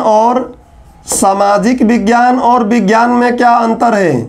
सामाजिक विज्ञान वर्सेस विज्ञान, शुद्ध विज्ञान, सामाजिक विज्ञान और विज्ञान में अंतर क्या है। आखिर में हम 6वीं क्लास से ये बात पढ़ते हुए आ रहे हैं। सोशल साइंस का लेक्चर है। आज हमारा मैडम हमको सोशल साइंस पढ़ाएंगी और बोलते हैं कि आज हमारे सर विज्ञान पढ़ाएंगे या मैडम विज्ञान पढ़ाएंगी, सर सोशल साइंस पढ़ाएंगे। तो हमारे शिक्षा पद्धति की ये समस्या है कि न तो हमारे सर एक बार सोचते हैं कि मैं थोड़ा बच्चों को बता दूं कि बेटा सामाजिक विज्ञान क्या होता है और विज्ञान क्या होता है, दोनों में कुछ अंतर है या नहीं है। सामान्य अध्ययन पे बताएं, विशेषज्ञता हासिल नहीं करनी है। और मैडम को भी ये ठीक नहीं लगता है, उनको डायरेक्ट पहला चैप्टर ही ठीक लगता है और पहले चैप्टर का पहला क्वेश्चन ठीक लगता है। पहले क्वेश्चन का आंसर पेज नंबर 40 पर है और यहाँ से यहाँ तक मार्क कर लो, घर से लिख के लाना। बच्चे घर पे जाके खूब जमा के अच्छा लिख के लाए और अच्छी राइटिंग बना के लाए तो मैडम ने इसे चेक किया और एक गुड्डा बना दिया और गुड्डा मुस्कुराता हुआ, एकदम इसको पाकर तो झूम उठते हैं हम कि मज़ा आ गया, आज तो हमको मुस्कुराता हुआ गुड्डा और गुड मिल गया। इससे क्या होना है, इस शिक्षा पद्धति से ही तो हमारा हालत बिगड़ा हुआ है ना। हम क्यों नहीं 6th क्लास में एक बार बच्चों को सोचने के लिए बोलें कि सामाजिक विज्ञान और विज्ञान में क्या अंतर है। और मैं तो ये बोलता हूँ कि अगर आप लोग बीए जो लोग कर रहे होंगे, बीए का किसी भी सब्जेक्ट का, बीए का इवन 2020 जो आप लोग पढ़ते हैं यशराज का और पता नहीं किसका किसका आता है, उसके शुरू के दूसरे तीसरे पेज पर ही मिल जाएगा। और नाम क्या आता है, सब्जेक्ट की प्रकृति। समाज शास्त्र पढ़ रहे हो तो लिखा रहेगा समाज शास्त्र की प्रकृति। अगर राजनीति शास्त्र पढ़ रहे हो तो लिखा रहेगा राजनीति शास्त्र की प्रकृति। प्रकृति मतलब ठंडा गरम यहाँ नहीं है कि ठंडा प्रकृति है गरम प्रकृति है। प्रकृति यही वो बोलता है, पूरा पढ़ोगे तो, कि ये विज्ञान अगर है तो क्यों विज्ञान है, सामाजिक विज्ञान है तो क्यों सामाजिक विज्ञान है। और हो सकता है कि वो दोनों का मिला जुला रूप हो, कुछ उसके भाग विज्ञान जैसे हों और कुछ भाग उसके सामाजिक विज्ञान जैसे हों। तो क्या हम समझकर नहीं पढ़ सकते? क्या हम इतने पशुवत या इतने पैदल हो गए हैं दिमाग से कि समझने पर जोर ही नहीं देते हैं? हमको ये भी तो बात समझनी चाहिए कि आखिर में सामाजिक विज्ञान और विज्ञान में अंतर क्या है। खैर, मैं ये आपको आज का लेक्चर तो नहीं, कल के लेक्चर में हम देख पाएंगे इसको। अभी हम विज्ञान का वर्गीकरण कर रहे हैं और विज्ञान का वर्गीकरण कर रहे हैं तो ये तो मैं आपको पढ़ाऊंगा ही, समझाने के लिए बता दिया तो इसको मैं मिटा देता हूँ। इसलिए क्योंकि आगे जब हम इसको पढ़ेंगे ही तो एक ट्रेलर थोड़ा सा इंटरेस्ट आपको, देखो क्लास को आजकल पुराने बॉलीवुड की मूवी कैसी बनती थी, एकदम शुरू से एक छोटा बच्चा जन्म लिया, वो बड़ा हुआ, बहुत मेहनत करते करते मजदूरी करते करते बड़ा हुआ, फिर डॉन बन गया, फिर गाना बजने लगा मैं हूँ डॉन डॉन डॉन, इस तरीके का। और अब नई पिक्चरें कैसी बन रही हैं गजनी टाइप की, कि पहले बाल कटा हुआ संजय सिंघानिया दौड़ रहा है और उसके बाद फिर पहले दिखा दिया, उसके बाद की थोड़ी बात झलकी और उसके बाद फिर दिखाता है कि उसकी लव स्टोरी क्या रही है और कैसे आखिर में उस स्थिति तक कैसे वो पहुंच गया है। तो जब बॉलीवुड वाले नवाचार कर सकते हैं, अलग अलग क्षेत्रों में नवाचार हो रहा है, तो क्या टीचर का प्रोफेशन और पढ़ाई के प्रोफेशन में नवाचार नहीं हो सकता? नवाचार मतलब डिजिटल बोर्ड ही केवल नहीं है, मैं पढ़ाने के तरीके में नवाचार की बात कर रहा हूँ। बाकी सब तो नवाचार हो ही रहा है, कंप्यूटर आ रहा है, लैपटॉप आ रहा है, सब आ रहा है, बट हमें पढ़ाने के तरीके में भी नवाचार करना है कि आपको एक मूवी की तरह इंटरेस्टिंग लगे चीज़ें पढ़ें। तो टॉपिक पे आते हैं, विज्ञान का वर्गीकरण। निर्जीवात्मक विज्ञान, चाहो तो ये मेरे साथ बनाओ, आप लोग ये मेरे साथ बनाओ, ज़्यादा बेटर रहेगा। निर्जीवात्मक विज्ञान और दूसरे को मैं बोलता हूँ क्या, सजीवात्मक विज्ञान। निर्जीवात्मक विज्ञान और सजीवात्मक विज्ञान। एक बड़ा मज़ेदार बात मैं आपको बताऊं कि किताबों में कई बार निर्जीवात्मक विज्ञान का नाम क्या दिया रहता है, भौतिक विज्ञान। निर्जीवात्मक विज्ञान का नाम क्या दिया रहता है, भौतिक विज्ञान। तो मैं आपको क्रक्स देने की कोशिश करता हूं, सामान्य अध्ययन पढ़ रहे हैं, डायरेक्ट में अगर भौतिक विज्ञान लिख देता ना तो आपको तकलीफ हो जाती, और इसलिए मैं इसको ऐसे स्टार बना दे रहा हूँ, आप न लिखें तब भी चलेगा। निर्जीवात्मक विज्ञान और दूसरा क्या है, सजीवात्मक विज्ञान। अभी मैं क्लास में हूँ, आप थोड़ी देर बाद कॉल करें। तो निर्जीवात्मक विज्ञान और सजीवात्मक विज्ञान, ध्यान रखिए निर्जीवात्मक विज्ञान में जिसमें हम निर्जीव वस्तुओं का अध्ययन करते हैं, विज्ञान की वह शाखा, मेरे साथ बना लीजिए इसको, विज्ञान की वह शाखा, मैं इसका हैंड रिटेन या प्रिंटेड मैटर भी आपको दे सकता हूं, लेकिन समस्या क्या होगा कि आप जो अपने हाथ से बनाओगे उसका मजा कुछ और रहता है, क्योंकि मैंने खुद भी ये अनुभव किया है। और हमको लिखा लिखा पीडीएफ मिल जाता है ना, तो फिर वो मजा नहीं आता, आपको वो फीलिंग नहीं आती है। इसलिए जरूरत पड़ेगा तो हम भेजेंगे, लेकिन वो आप सेकेंडरी में रखोगे, कुछ एक्स्ट्रा बातें रहेंगी तब लिखूंगा, अदरवाइज नोट्स तो कॉपी बनाना ही आपको क्लास में। विज्ञान की वह शाखा जिसमें, विज्ञान की वह शाखा जिसमें निर्जीव वस्तुओं का अध्ययन किया जाता है, जिसमें निर्जीव वस्तुओं का अध्ययन किया जाता है, निर्जीव वस्तुओं का अध्ययन किया जाता है। अब बात यह है, निर्जीव वस्तुओं का अध्ययन किया जाता है, ये बात तो ठीक है, लेकिन मुझे आपको जागने वाला प्राणी बनाना है। ये कभी नहीं बोलेंगे आप कि विज्ञान की वह शाखा जिसमें वस्तुओं का निर्जीवात्मक रूप से अध्ययन किया जाता है। अब हिंदी कमजोर है तो तकलीफ यहाँ हो जाता है। जैसे ये लेक्चर यूट्यूब पर भी जाएगा तो समझो शब्द को, अगर वो आपने ऐसा बोल दिया कि विज्ञान की वह शाखा जिसमें वस्तुओं का निर्जीवात्मक रूप से अध्ययन किया जाता है, तो समझ लो कि सत्यानाश हो गया। क्योंकि क्यों ऐसा हो गया, कल की क्लास जब मैं पढ़ाऊंगा, छोटा सा 15 मिनट 20 मिनट का टॉपिक होगा, सामाजिक विज्ञान और विज्ञान में अंतर, या अगर समय मिला तो आज ही शायद आ जाए क्लास में, तब आप इस बात को भली भांति समझ पाओगे। क्योंकि विज्ञान अध्ययन ही हमेशा निर्जीवात्मक करता है। विज्ञान जो अध्ययन करता है किसी चीज का, वो कैसा करता है, विज्ञान के अध्ययन का जो तरीका है, विज्ञान के अध्ययन का तरीका हमेशा निर्जीवात्मक होता है। भले ही सजीव का अध्ययन करे, मेरे शरीर का अध्ययन कर रहा है, आपके शरीर का अध्ययन कर रहा है, तो वो हार्ट को एक निर्जीव जैसा अध्ययन कर रहा है कि हृदय में ये धमनी होता है, ये सिरा होता है, ये आलिंद होता है। एक मशीन जैसे इंजन को खोलकर कोई पढ़ लेता है कि इंजन में क्या क्या है, वैसे ही विज्ञान हमारे शरीर के एक एक अंग को पढ़ लेता है। हमारी भावनाओं को थोड़ी नहीं बताता है वो। सजीव तो जो सोच रहा है, क्या वो बता पाएंगे कि मेरा दिल इतना धड़कता है तो मैं क्या सोचता हूँ, मेरा दिल उतना धड़कता है तब क्या मैं सोचता हूँ? ये विज्ञान नहीं बता सकता, ये संभव नहीं है विज्ञान को बताने का। तो विज्ञान अध्ययन करता है निर्जीवात्मक। विज्ञान के अध्ययन की प्रक्रिया ही क्या है, निर्जीवात्मक। चाहे वो सजीव का अध्ययन करे, चाहे वो निर्जीव का अध्ययन करे, लेकिन वो अध्ययन निर्जीव रूप से ही करता है। मेरे टांग का अध्ययन कर रहा है विज्ञान, तो बताएगा इतनी हड्डियां इसमें हैं, इतने वो हैं। इसकी भावना नहीं बताएगा कि टांग में यहाँ 2 थप्पड़ मार दिया तो यहाँ पे क्या हमारा दिल में क्या लगेगा और दिमाग में क्या लगेगा। विज्ञान ये नहीं बताएगा कि हल्का सा ऐसे सहला रहे हैं तो उसको अच्छा माना जाएगा और जोर से एक थप्पड़ मार दिया तो उसको बुरा माना जाएगा। ये सजीव का लक्षण है, ये भावनाएं हैं।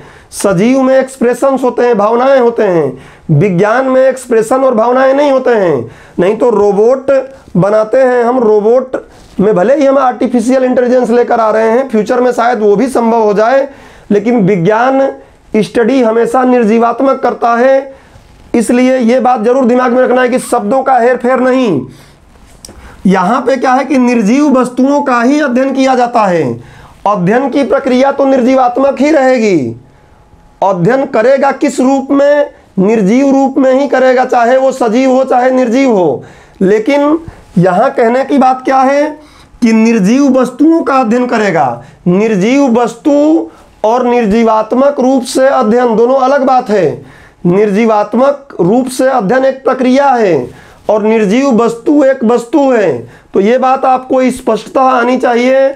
और जब सामाजिक विज्ञान और विज्ञान का अंतर बता के फिर मैं यूनिट फर्स्ट पे जाऊंगा तो आपको एकदम क्लियर कट बातें रहेंगी, चाहे वो इंटरव्यू में हो, चाहे वो मेंस में हो, समझ के बातों को लिख पाएंगे, रट के नहीं। तो विज्ञान की, ध्यान रखिएगा, विज्ञान की वह शाखा जिसमें निर्जीव वस्तुओं का अध्ययन किया जाता है, क्या कहते हैं नहीं लिखेंगे, निर्जीवात्मक विज्ञान कहते हैं। और इसके तहत दो विज्ञान हैं, इसके तहत दो विज्ञान हैं।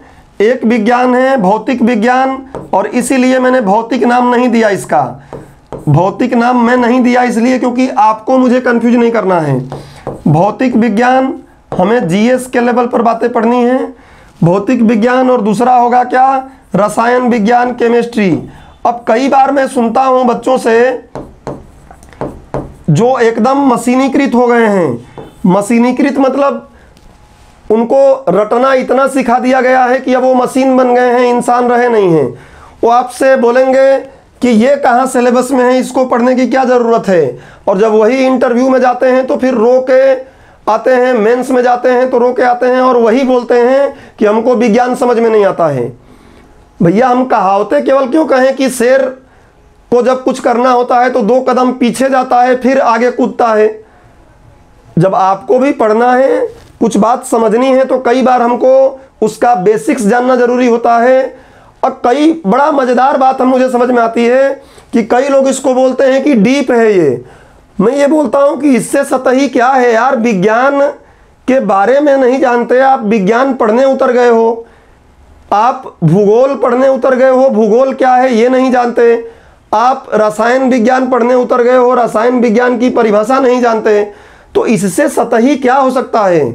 ये तो सबसे सतही, जितना सतह बोल सकते हो वो सतह है। और ये सतह नहीं पता है, सीधे डीप में जाके तब घुस जाते हो आपकी कार्य पढ़ेंगे। कार्य क्या समझ में आएगा जब विज्ञान ही नहीं पता आपको। आशीष भाई कुछ आंसर दिए। भैया आप जब भी आप कुछ लिखिए आप लोग तो एक बार भोंपू जरूर बजाइए, क्योंकि मेरा ध्यान उधर नहीं है अभी। सर जो ये विज्ञान का वर्गीकरण हुआ है वो किस आधार पर हुआ है, ये आधार पर हुआ है कि किस प्रकार की वस्तु का अध्ययन कर रहा है, किस प्रकार की वस्तु का अध्ययन कर रहा है। एकदम सही बात, जो भी मन में आए वो पूछिए आप। बाकी विज्ञान का वर्गीकरण और भी बीएससी करेंगे आप तो शुद्ध विज्ञान, नॉर्मेटिक तरीके से शुद्ध विज्ञान, इस तरीके से अलग अलग विज्ञान और बन जाते हैं, वो हमारे काम के नहीं हैं। किस प्रकार की वस्तु का अध्ययन कर रहा है, वस्तु के अध्ययन के आधार पर किस प्रकार की वस्तु का अध्ययन हो रहा है, ये प्रकार है, ये आधार है अध्ययन के आधार पर। तो ये 2 हो गए, भौतिक विज्ञान और रसायन विज्ञान। सजीवात्मक विज्ञान को जीव विज्ञान लोग बोल देते हैं, मैं भी यहाँ जीव विज्ञान चाहो तो आप बोल देता हूँ, और इसका परिभाषा आप खुद ही लिख पाओगे। विज्ञान की वह शाखा, लिखो मैंने लिख रहा है, चलो मैं भी लिख लेता हूँ। विज्ञान की वह शाखा, विज्ञान की वह शाखा, विज्ञान की वह शाखा जो सजीव वस्तुओं का अध्ययन करता है। और आप देखिए आपके सिलेबस में स्पष्ट लिखा हुआ है जीव क्या है, सजीव क्या है।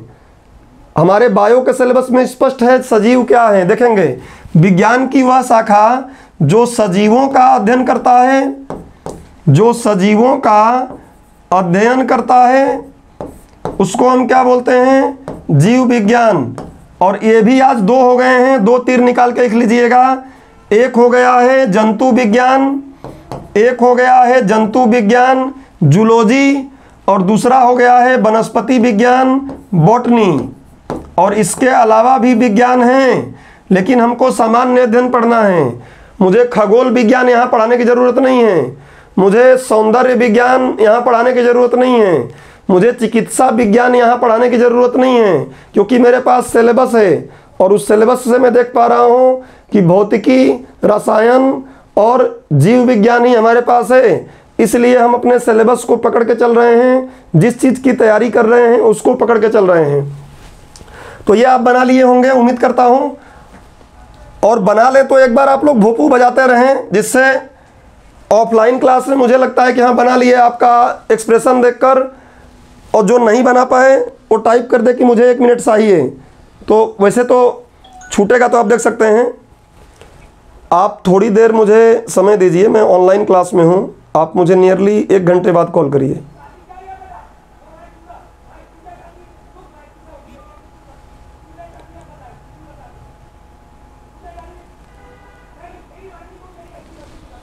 क्लियर?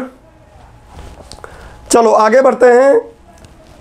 अब ये बताओ कि आप प्रीलिम्स पढ़ के आए हुए हो, तो मैं अभी ऐसा नहीं करूंगा कि भौतिक विज्ञान की पूरी परिभाषा बताऊं, रसायन विज्ञान का पूरा परिभाषा वर्गीकरण बताऊं और जंतु विज्ञान और वनस्पति विज्ञान का पूरा परिभाषा और वर्गीकरण बताऊं, क्योंकि जब हमारा एक एक यूनिट है सिलेबस में, तो अब हम क्या करेंगे, एक एक यूनिट को ही पकड़ के चलेंगे, एक एक सब्जेक्ट की बात करेंगे और उसी हिसाब से आगे बढ़ेंगे। तो पहले हम भौतिक विज्ञान की अब बात करेंगे और फिर हम अपने क्लास में जो हमारा एग्जैक्ट पॉइंट है सिलेबस का, उसको अपने हिसाब से रिस्ट्रक्ट करेंगे, क्योंकि पीएससी अजीब सा सिलेबस बनाया हुआ है। क्या सिलेबस बनाया हुआ अभी दिखाऊंगा, जब सिलेबस पे आऊंगा। तो पहले कार्य, बल, ऊर्जा बोलता है और बाद में इकाइयां और माप बोलता है। इकाइयां मतलब मात्रक होता है, मात्रक और मापन दैनिक जीवन में उपयोग। कैसे संभव है यार, मात्रक मापन नहीं पता है तो कार्य कैसे पढ़ लेंगे? कार्य का मात्रक तो पढ़ना पड़ेगा, बल का मात्रक तो पढ़ना पड़ेगा। तो अभी सिलेबस पर आएंगे, पहले आगे आते हैं भौतिक विज्ञान पर। हम लोग एक एक करके ही चलेंगे। तो अब आप लोग अपने सिलेबस में लिखेंगे क्या, यूनिट 1। अब आप लोग सिलेबस में लिखेंगे, मतलब जो कॉपी बना रहे हैं फिर उसमें वैसे ही बनते रहना चाहिए। यूनिट 1, यूनिट 1 इकाई 1, और इकाई 1 का नाम क्या है, भले नाम नहीं लिखा है, हमको पता है कि भौतिक विज्ञान है, भले नाम नहीं लिखा है लेकिन हमको पता है कि वो क्या है, भौतिक विज्ञान है, फिजिक्स है। तो थोड़ा हम फिजिक्स को समझ लें कि भैया फिजिक्स होता क्या है। सुन लो एक बार ध्यान से पहले मेरी पूरी बात, कि इकाई 1 में फिजिक्स क्या है वो बता रहा हूं, इकाई 2 में रसायन विज्ञान क्या है वो बताऊंगा, इकाई 3 में जंतु विज्ञान और वनस्पति विज्ञान क्या है वो बताऊंगा। उसके बाद ही उसमें जो लिखी हुई बातें पढ़ूंगा, ये ध्यान रख लेना। जो उसमें लिखी हुई बातें उस पर हम तभी बात करेंगे जब पहले ये क्या है इनको थोड़ा थोड़ा समझ लेंगे तब। अदरवाइज डायरेक्ट पॉइंट पर ही आ जाओगे ना, तब तकलीफ होगी। तो ये बात आपको क्लियर हो जानी चाहिए कि मैं यहाँ पे सबका एक साथ नहीं ले चल रहा हूँ, बल्कि पहले भौतिक विज्ञान क्या है पढ़ के भौतिक विज्ञान वाली सारी बातें हम अपने यूनिट का ख़त्म कर लेंगे। फिर रसायन विज्ञान क्या है, रसायन विज्ञान से जुड़ी जितने भी यूनिट में बातें हैं ख़त्म कर लेंगे, और फिर इनकी बातें हम करेंगे और इनका भी यूनिट ख़त्म करेंगे। तो इस क्रम में चलेंगे जिससे कि आपका साथ साथ रिवाइज हो। कैसे पढ़ेंगे ये भी आपके दिमाग में होना चाहिए। और अभी मैं सिलेबस पर आ रहा हूँ, पहले भौतिक विज्ञान को समझा लूँ, उसके बाद। अभी 1 घंटे 12 मिनट हो गया है अपने एप्लीकेशन पर, मतलब अभी हमारे पास समय है। और आज यूनिट 1 भौतिक विज्ञान। सबसे पहले भौतिक विज्ञान के बारे में समझें तो हमने कल पढ़ा था कि विज्ञान का नामकरण या शब्दार्थ। तो थोड़ा भौतिक विज्ञान का नामकरण या शब्दार्थ देख लेते हैं। भौतिक विज्ञान का नामकरण या शब्दार्थ देख लेते हैं कि क्या है। और फिर आपके आता है दिमाग में कि सर सोर्स क्या है। शब्दार्थ, नामकरण या शब्दार्थ मतलब नामकरण देखेंगे, वहीं से इसका शब्द का अर्थ निकल जाएगा। और मैं सीधे उसी की बात करूंगा जो सिलेबस में जो आज मान्य है। और कल मैंने सिखा दिया था कि यूरोप का ही आधुनिक काल में वर्चस्व रहा है।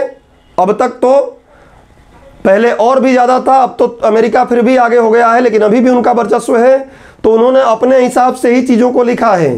तो हर एक चीज़ का नामकरण या तो ग्रीक से मिलेगा या तो लैटिन से, लेकिन अपवाद भी हैं, कुछ और भाषाओं से भी मिलेगा, लेकिन मान्य अक्सर आप देखोगे तो लैटिन और ग्रीक से होता है।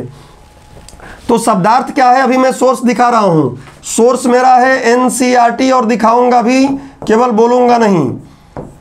एनसीईआरटी ही नहीं, आपका और भी कोई किताब आप पढ़े हो उसका सोर्स है ये। नामकरण मतलब स्कूल का टेक्स्ट बुक। मैं किसी कोचिंग इंस्टीट्यूट या किसी पब्लिकेशन के बुक का भी अभी आपको रेफरेंस नहीं दे रहा हूँ, मैं स्कूलिंग के बुक का रेफरेंस दे रहा हूँ। शब्दार्थ क्या है, तो भौतिक विज्ञान एक ग्रीक शब्द, ऐसे ही बनाना है आपको, ग्रीक भाषा के शब्द, ग्रीक भाषा के शब्द किससे लिया गया है? फ्यूसिस। अब इसकी स्पेलिंग में अंतर होता है, कुछ लोग ये लिखते हैं और कुछ लोग इसी को PHUSIS लिखते हैं, फ्यूसिस। तो फ्यूसिस का मतलब क्या होता है?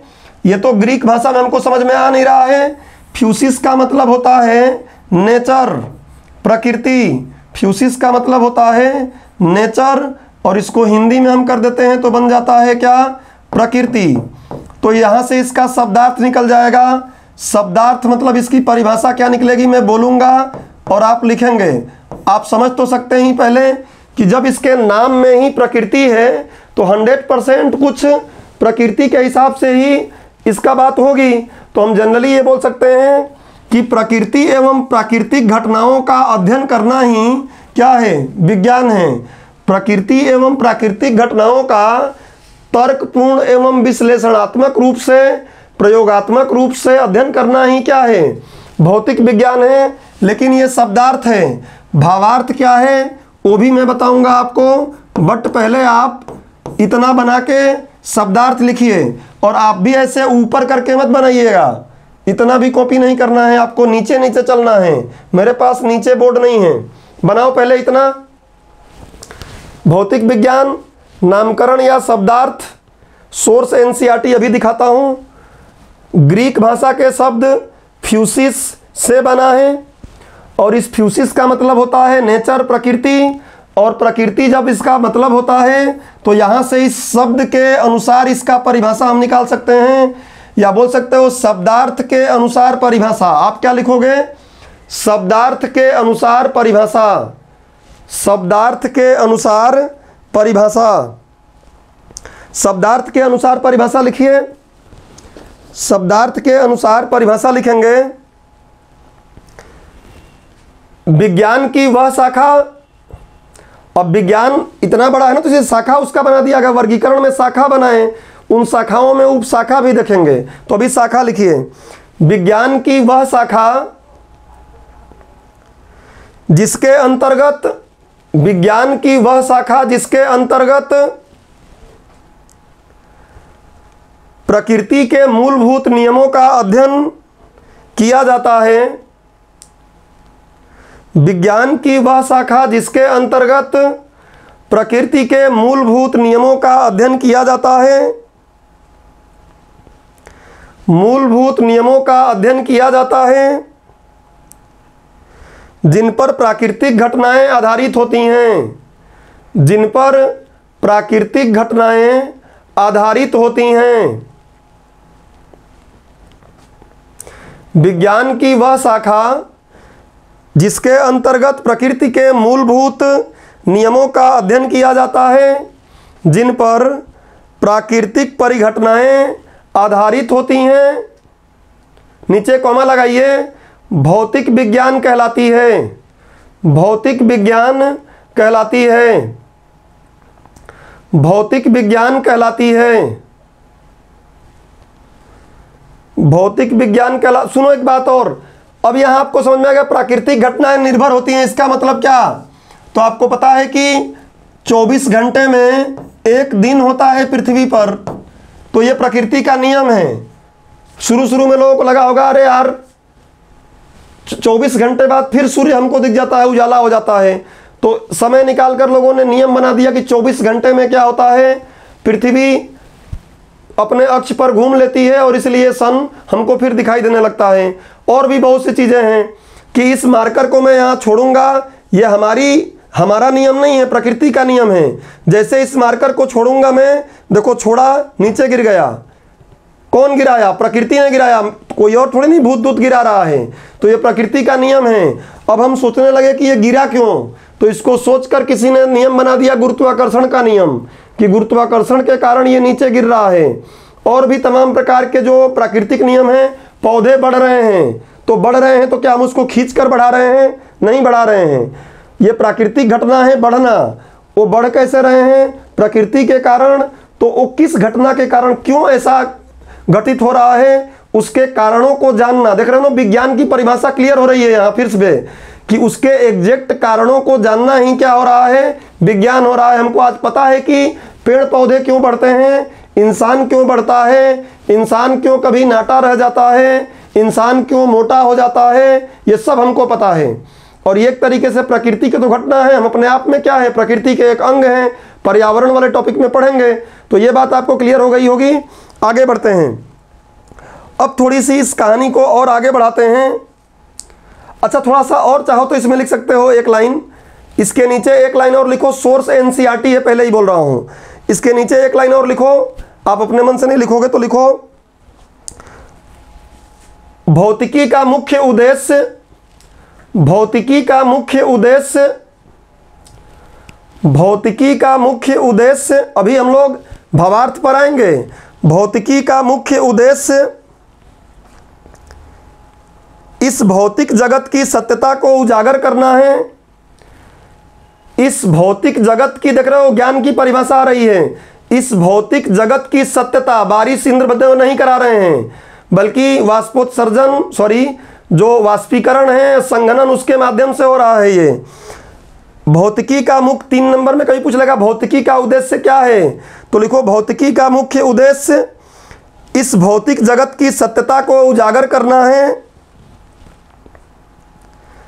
तथा विभिन्न पदार्थों के व्यवहारों से संबंधित, तथा विभिन्न पदार्थों के व्यवहारों से संबंधित, क्यों नीचे गिर गया, विभिन्न पदार्थों के व्यवहारों से संबंधित प्रश्नों का उत्तर ढूंढना है। विभिन्न पदार्थों के व्यवहारों से संबंधित प्रश्नों का उत्तर ढूंढना है, प्रश्नों का उत्तर ढूंढना है। तो ये तो हमने शब्दार्थ से बात कर लिया। अब थोड़ा भावार्थ की तरफ आगे बढ़ेंगे, देखते हैं कि इसका भावार्थ क्या निकलेगा। अब थोड़ा आपको दिमाग में कंफ्यूजन आ रही होगी कि सर आप जो भौतिकी की परिभाषा बता रहे हैं, पता नहीं क्यों मुझे याद आ रहा है ऐसा कि भौतिक विज्ञान की जो परिभाषा आप बता रहे हैं थोड़ा भूगोल जैसी लग रही है, या भूगोल के हिसाब से लग रही है। ऐसा लग रहा है कि भूगोल जैसी बातें हो रही हैं, क्लास भूगोल में हो रही है। क्योंकि बारिश का होना तो भूगोल में भी पढ़ते हैं, क्योंकि पृथ्वी ये 24 घंटे में अपने अक्ष पर घूमती है, भूगोल में भी पढ़ते हैं। तो ये भूगोल में लग रहा है। थोड़ा इसको आप साइंटिफिक बनाओगे क्या, कि साइंस में कैसे इसको हम बनाएं, तो बनाते हैं। आपके अंदर ना भी सोचे तो मैं आपको सोचवा रहा हूं। तो भौतिक विज्ञान, आप ध्यान रखिएगा, भूगोल भी अपने आप में विज्ञान है, भूगोल भी अपने आप में विज्ञान है। और भूगोल से आप देखेंगे एमएससी होता है, भूगोल से आप एमएससी करेंगे। खैर, अपने टॉपिक पे आते हैं हम, वो भी प्राकृतिक घटनाओं का ही अध्ययन कराता है। भौतिक विज्ञान की हम बात करें थोड़ा सा और डिटेलिंग में, तो एक विद्वान आए। पहले तो हम समझ लो कि इस ब्रह्मांड में है क्या। एक दिन मैं आप लोगों को तारों का निर्माण भी यहाँ समझाऊंगा, और समझने के लिए जब भूगर्भ विज्ञान में जाऊंगा तो इस बातों को। ब्रह्मांड में क्या है, सिर्फ 2 चीजें हैं, जिसको मैं जनरली बच्चों को बोलता हूं कि अभी यूपी में एक गाना बड़ा प्रचलित हुआ था कि यूपी में काबा, अब भले ही बाबा कोई दिक्कत नहीं, यूपी में काबा एकदम ठीक वैसा ही इस पर भी काम करता है कि ब्रह्मांड में काबा। तो पहले के लोग क्या बोलते थे, पहले के लोग बोलते थे कि ब्रह्मांड में 2 ठो चीज़ें हैं, 2 चीज़ें हैं ब्रह्मांड में, 2 ठो, बिहार यूपी में बोलते हैं, ठो लगाते हैं। 2 चीज़ें हैं, एक क्या है, एक तो है द्रव्य, एक तो है द्रव्य, मैटर, लिक्विड नहीं, मैटर, लिक्विड इसका एक रूप है। प्रीलिम्स में आप पढ़े होंगे, नहीं पढ़े होंगे तो आगे के लेक्चरों में कभी इस पे बात करेंगे। मैटर, और दूसरा है ऊर्जा, दूसरा क्या है, एनर्जी। एनर्जी हमारे सिलेबस में ही है, एनर्जी जिस दिन पढ़ाऊंगा उस दिन आप एनर्जी फील भी करोगे कि एनर्जी समझ में आ रही है। लोगों ने पहले बोला कि इस ब्रह्मांड में 2 चीजें हैं, एक तो द्रव्य है और दूसरा क्या है, ऊर्जा है।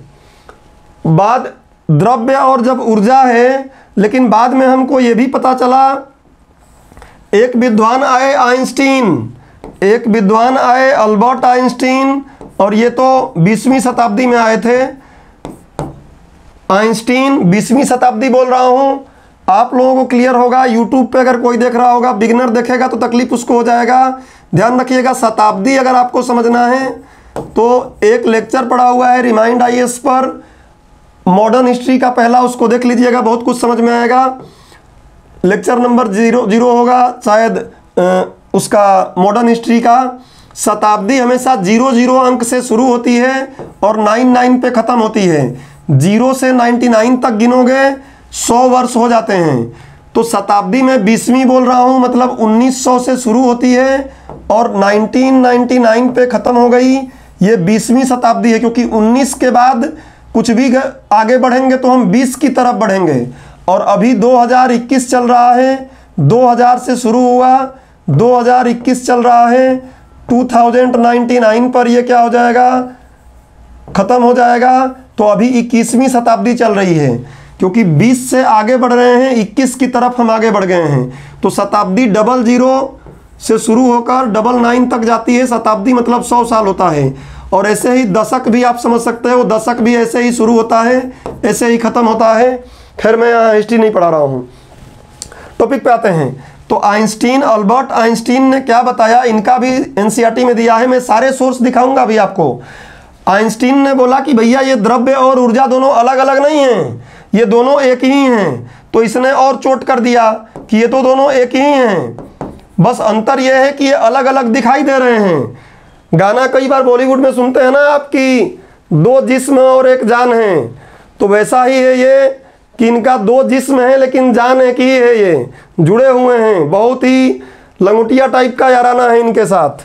तो एक ही क्या है, उसने बोला कि द्रव्य को हम ऊर्जा में कन्वर्ट कर सकते हैं और ऊर्जा को हम क्या कर सकते हैं, द्रव्य में कन्वर्ट कर सकते हैं। तीर का निशान ध्यान दीजिएगा। इसने बोला, और इसने एक द्रव्यमान ऊर्जा तुल्यता का सिद्धांत भी बताया, E बराबर mc²। खैर वो अभी टॉपिक का मुद्दा नहीं है, समझिए। तो उसने ये बोला कि फिर फिजिक्स की परिभाषा क्यों नहीं थोड़ा ढंग का कर दिया जाए। फिजिक्स की परिभाषा जब ब्रह्मांड में ही, प्रकृति ब्रह्मांड में ही तो है, तो उसने बोला कि भौतिक विज्ञान विज्ञान की ऐसी शाखा है। थोड़ा सा द्रव्य के बारे में मैं आपको बता दूं, द्रव्य की परिभाषा आगे हम करेंगे कि ऐसी वस्तुएं जिनमें क्या होता है, कुछ द्रव्यमान होता है, द्रव्यमान अपने आप में एक टॉपिक है, पढ़ेंगे। और जिनमें जो कुछ स्थान घेरती हैं, जो कुछ स्थान घेरती हैं, और जिनका अनुभव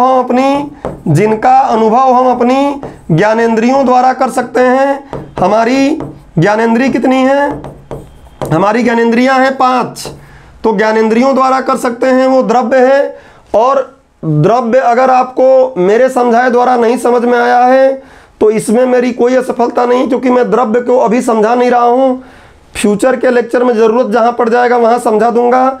अभी मैं जनरली, अगर आप प्रीलिम्स पढ़े होंगे तो डेफिनेटली आपको ये आ रहा होगा, या 6th क्लास से लेकर 9th क्लास तक भी कभी पढ़े हों तो आपको ये समझ में आएगा। इसी के रूप होते हैं ठोस, द्रव, गैस, प्लाज्मा, बोस-आइंस्टीन कंडेंसेट, और एक और नया आ गया है चेन मेल्टेड अवस्था। खैर उसको करेंगे आगे, अभी बस टॉपिक पे आ जाइए।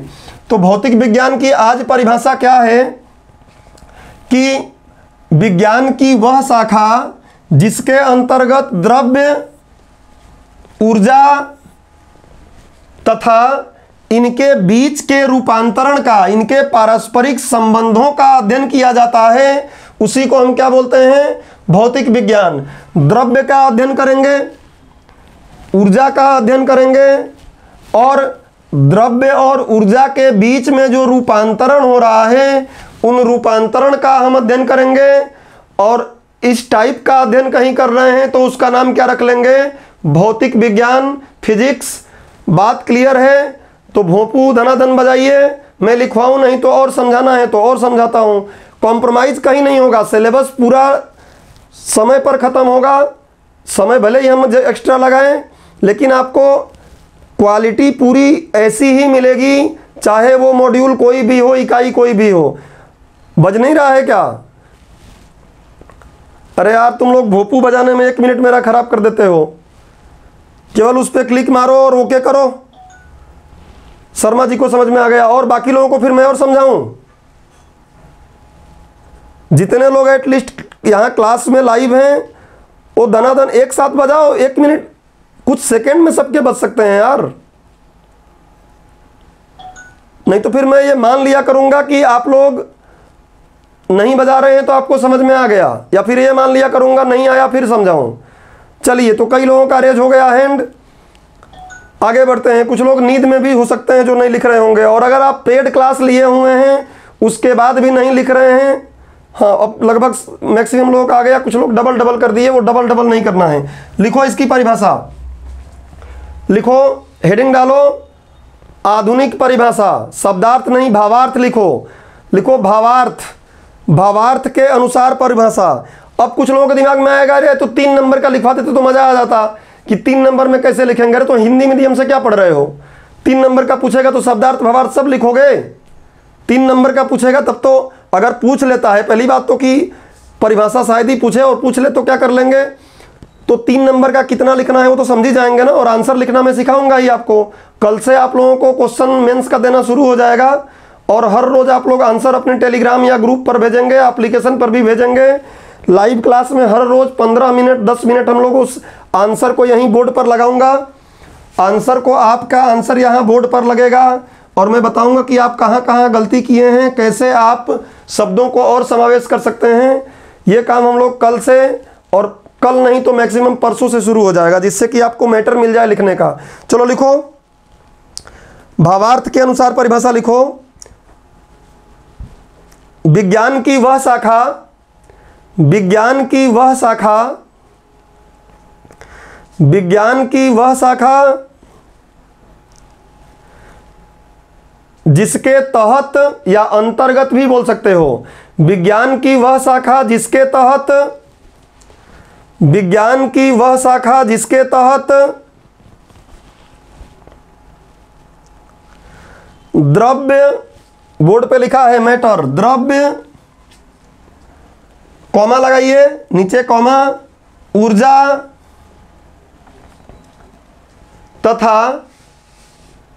तथा इनके पारस्परिक संबंधों का अध्ययन किया जाता है, तथा इनके, ये तीर बता रहा है आपको ये बात, तथा इनके पारस्परिक संबंधों का अध्ययन किया जाता है, तथा इनके पारस्परिक संबंधों का अध्ययन किया जाता है। नीचे कॉमा लगाइए। भौतिक विज्ञान कहलाती है, भौतिक विज्ञान कहलाती है, भौतिक विज्ञान कहलाती है। इतनी बात अगर हो गई, अगले पेज पर मैं चलता हूं, आप लोग अपने पेज पर रहें, कोई दिक्कत नहीं है। समझते हैं थोड़ी बात को आगे। क्या समझते हैं? फिर नोट डाल लो, ये नोट आपका गला नहीं छोड़ेगा। जब तक कोर्स कंप्लीट होगा आप लोग करोड़पति बन जाओगे। अभी तो 2 क्लासेस में 2-3 नोट आ गए, अब ये कंटिन्यूअस जैसे जैसे क्लास आगे बढ़ेगी नोट आता रहेगा। और नोट मतलब समझ लो कि आपको कई क्वेश्चन आपको सीधे वहीं से दिख जाएंगे। तो नोट में ऐसे कर लो, और 2 बात जो नाम लिए हैं उसको थोड़ा इंट्रोड्यूस कर लो। सबसे पहले द्रव्य, तो द्रव्य क्या है ऐसे डायग्राम बना लो नोट में। नोट नंबर 1 है, नहीं नोट एक ही है, द्रव्य। तो द्रव्य में 3 बातें दिमाग में रखना, कि कोई भी वस्तु जिसमें क्या रहे, कुछ द्रव्यमान हो, जिसमें कुछ द्रव्यमान रहे, जिसमें जो कुछ स्थान घेरती हो, और स्थान घेरने का मतलब क्या होता है, जिसमें कुछ आयतन हो। इसी बात को हम बोलते हैं आयतन। स्थान घेरने की चीज को आयतन करेंगे आगे कभी। और यहाँ अगला चीज क्या है, जिसका अनुभव ज्ञानेंद्रियों द्वारा कर सकें। साथ इसको लिख लीजिए, जिसका अनुभव ज्ञानेंद्रियों द्वारा कर सकें, ज्ञानेंद्रियों द्वारा कर सकें, कुछ भी आपको तंग न करे कि ये क्या है। इसके प्रकार अगर देखोगे तो द्रव्य के प्रकार द्रव्य का वर्गीकरण अगर हम देखेंगे तो किया गया है किस पर? ठोस, सॉलिड, द्रव, लिक्विड, गैस, गैस को गैसी बोलते हैं, प्लाज्मा, ये सब क्या होते हैं अभी बात नहीं करेंगे, ये सब आगे ही देखेंगे। प्लाज्मा, एक और होता है बोस-आइंस्टीन कंडेंसेट, इसके बारे में भी आगे बात करेंगे कि ये क्या होता है, तकनीक में जुड़ गया जाएगा ये तो, और न्यूज में भी रहा है। और एक और छठवां जो आया है उसका भी नाम लिख लो, चेन मेल्टेड अवस्था। चेन मेल्टेड इंग्लिश नाम ही लिखेंगे, चेन मेल्टेड स्टेट या अवस्था। तो अभी करंट में रिकॉग्नाइज्ड ये 6 हैं, आपको किताबों में ये 5 मिलेगा। इसमें भी ध्यान रख लेना कि जो ठोस, द्रव, गैस है, ये तीनों द्रव और गैस को मिला के तरल बोलते हैं, लिख लेना नीचे। द्रव और गैस को मिलाकर एक नाम देते हैं क्या? तरल। वैसे तो प्लाज्मा भी आ जाएगा लेकिन, और इसमें ध्यान रखना कि शुरू के 3 1 2 3 यहां मैं लिख देता हूं कि 1 2 3 किस पर? 1 2 3 सामान्य ताप पर दिखाई देंगे, सामान्य ताप पर दिखाई देते हैं। और 3 4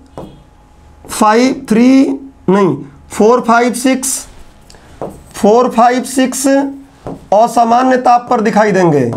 असामान्य ताप मतलब या तो बहुत कम होगा या तो बहुत ज़्यादा होगा। असामान्य मतलब या तो बहुत कम, रूम टेम्परेचर से बहुत कम होगा, या फिर बहुत ज़्यादा होगा। अब ये आगे किसी दिन ज़रूरत पड़ेगा, खासकर केमिस्ट्री वगैरह में हम देखेंगे, यहाँ नहीं करते हैं। अब ऊर्जा क्या है? तो ऊर्जा अभी बस इतना लिख लो कि किसी वस्तु या व्यक्ति द्वारा, किसी वस्तु या व्यक्ति द्वारा, किसी वस्तु या व्यक्ति द्वारा कार्य करने की क्षमता, किसी वस्तु या व्यक्ति द्वारा कार्य करने की क्षमता ही क्या है? ऊर्जा। अब ऊर्जा जब चैप्टर में है ही, इसलिए मैं यहाँ ऊर्जा के बारे में बहुत डिटेलिंग नहीं कर रहा हूँ। मैं 5 घंटे अगर क्लास ले सकता हूँ बिना थके तो वो मेरी ऊर्जा है, उतने घंटे मैं कार्य कर पा रहा हूँ। आप 5 घंटे जाके खेत में काम कर सकते हो तो इसका मतलब आपकी ऊर्जा है। 5 ही घंटे नहीं, जितने घंटे आप कार्य कर सकते हो कोई, वो कार्य करने की क्षमता ही ऊर्जा है। आप सुबह दौड़ लगाने चले जाओ, देखोगे एक व्यक्ति बहुत दूर तक दौड़ता हुआ जा रहा है, एक थोड़ा दौड़ के और वहीं बैठ गया है कि अब मेरा पेट दर्द होने लगा, मतलब उसमें ऊर्जा कम है। और जो दूर तक भाग गया उसमें ऊर्जा ज़्यादा है।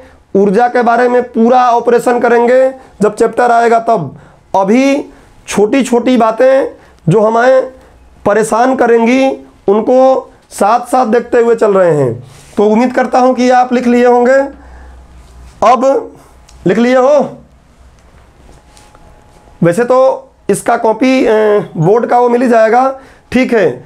लिख रहे हो, कुछ लोग तो लिख ही नहीं रहे, तो सोच रहे हैं कि मैं बोलूं क्या।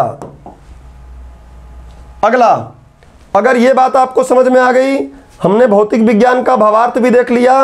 अब हम बात करते हैं भौतिक विज्ञान का वर्गीकरण। मतलब कल से हमारा एकदम एग्जैक्ट सिलेबस शुरू होगा। भौतिक विज्ञान का वर्गीकरण, भौतिक विज्ञान का, और सारा अभी सोर्स दिखाऊंगा पीछे चल के। भौतिक विज्ञान का वर्गीकरण, भौतिक विज्ञान का वर्गीकरण, क्लासिफिकेशन ऑफ फिजिक्स। भौतिक विज्ञान का वर्गीकरण आज के समय में 2 तरीके से किया गया है। एक किया गया है क्या? एक को बोला गया है परंपरागत, एक का नाम एनसीईआरटी बोलती है परंपरागत, या इसी का नाम होता है हिंदी में चीर सम्मत, चीर सम्मत, और इसको इंग्लिश से बोलते हैं classical physics, classical physics. Classical गाने भी बड़ा दमदार होते हैं, तो क्लासिकल फिजिक्स। और दूसरा क्या है? आधुनिक फिजिक्स, आधुनिक भौतिकी। दूसरा इसका वर्ग है आधुनिक भौतिकी।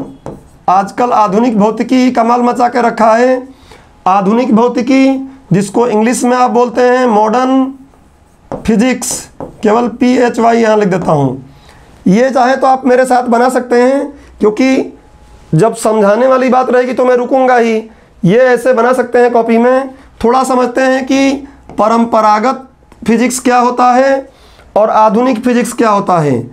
एनसीईआरटी क्या बोलती है, सुनो ध्यान से, कि 19वीं शताब्दी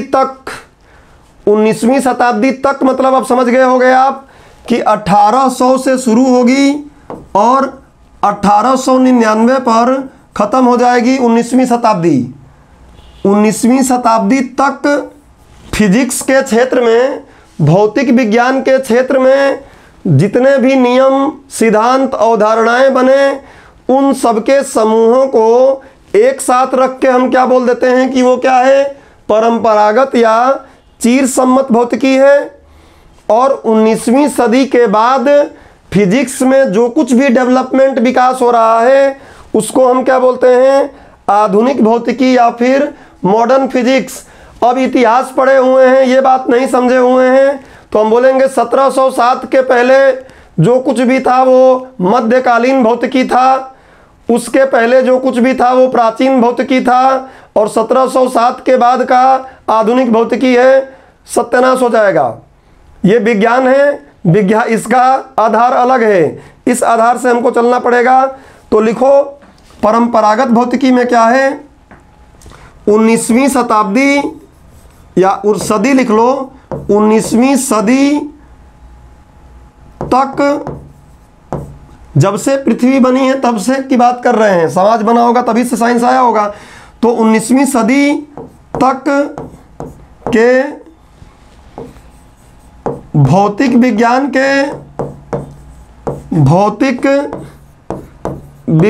के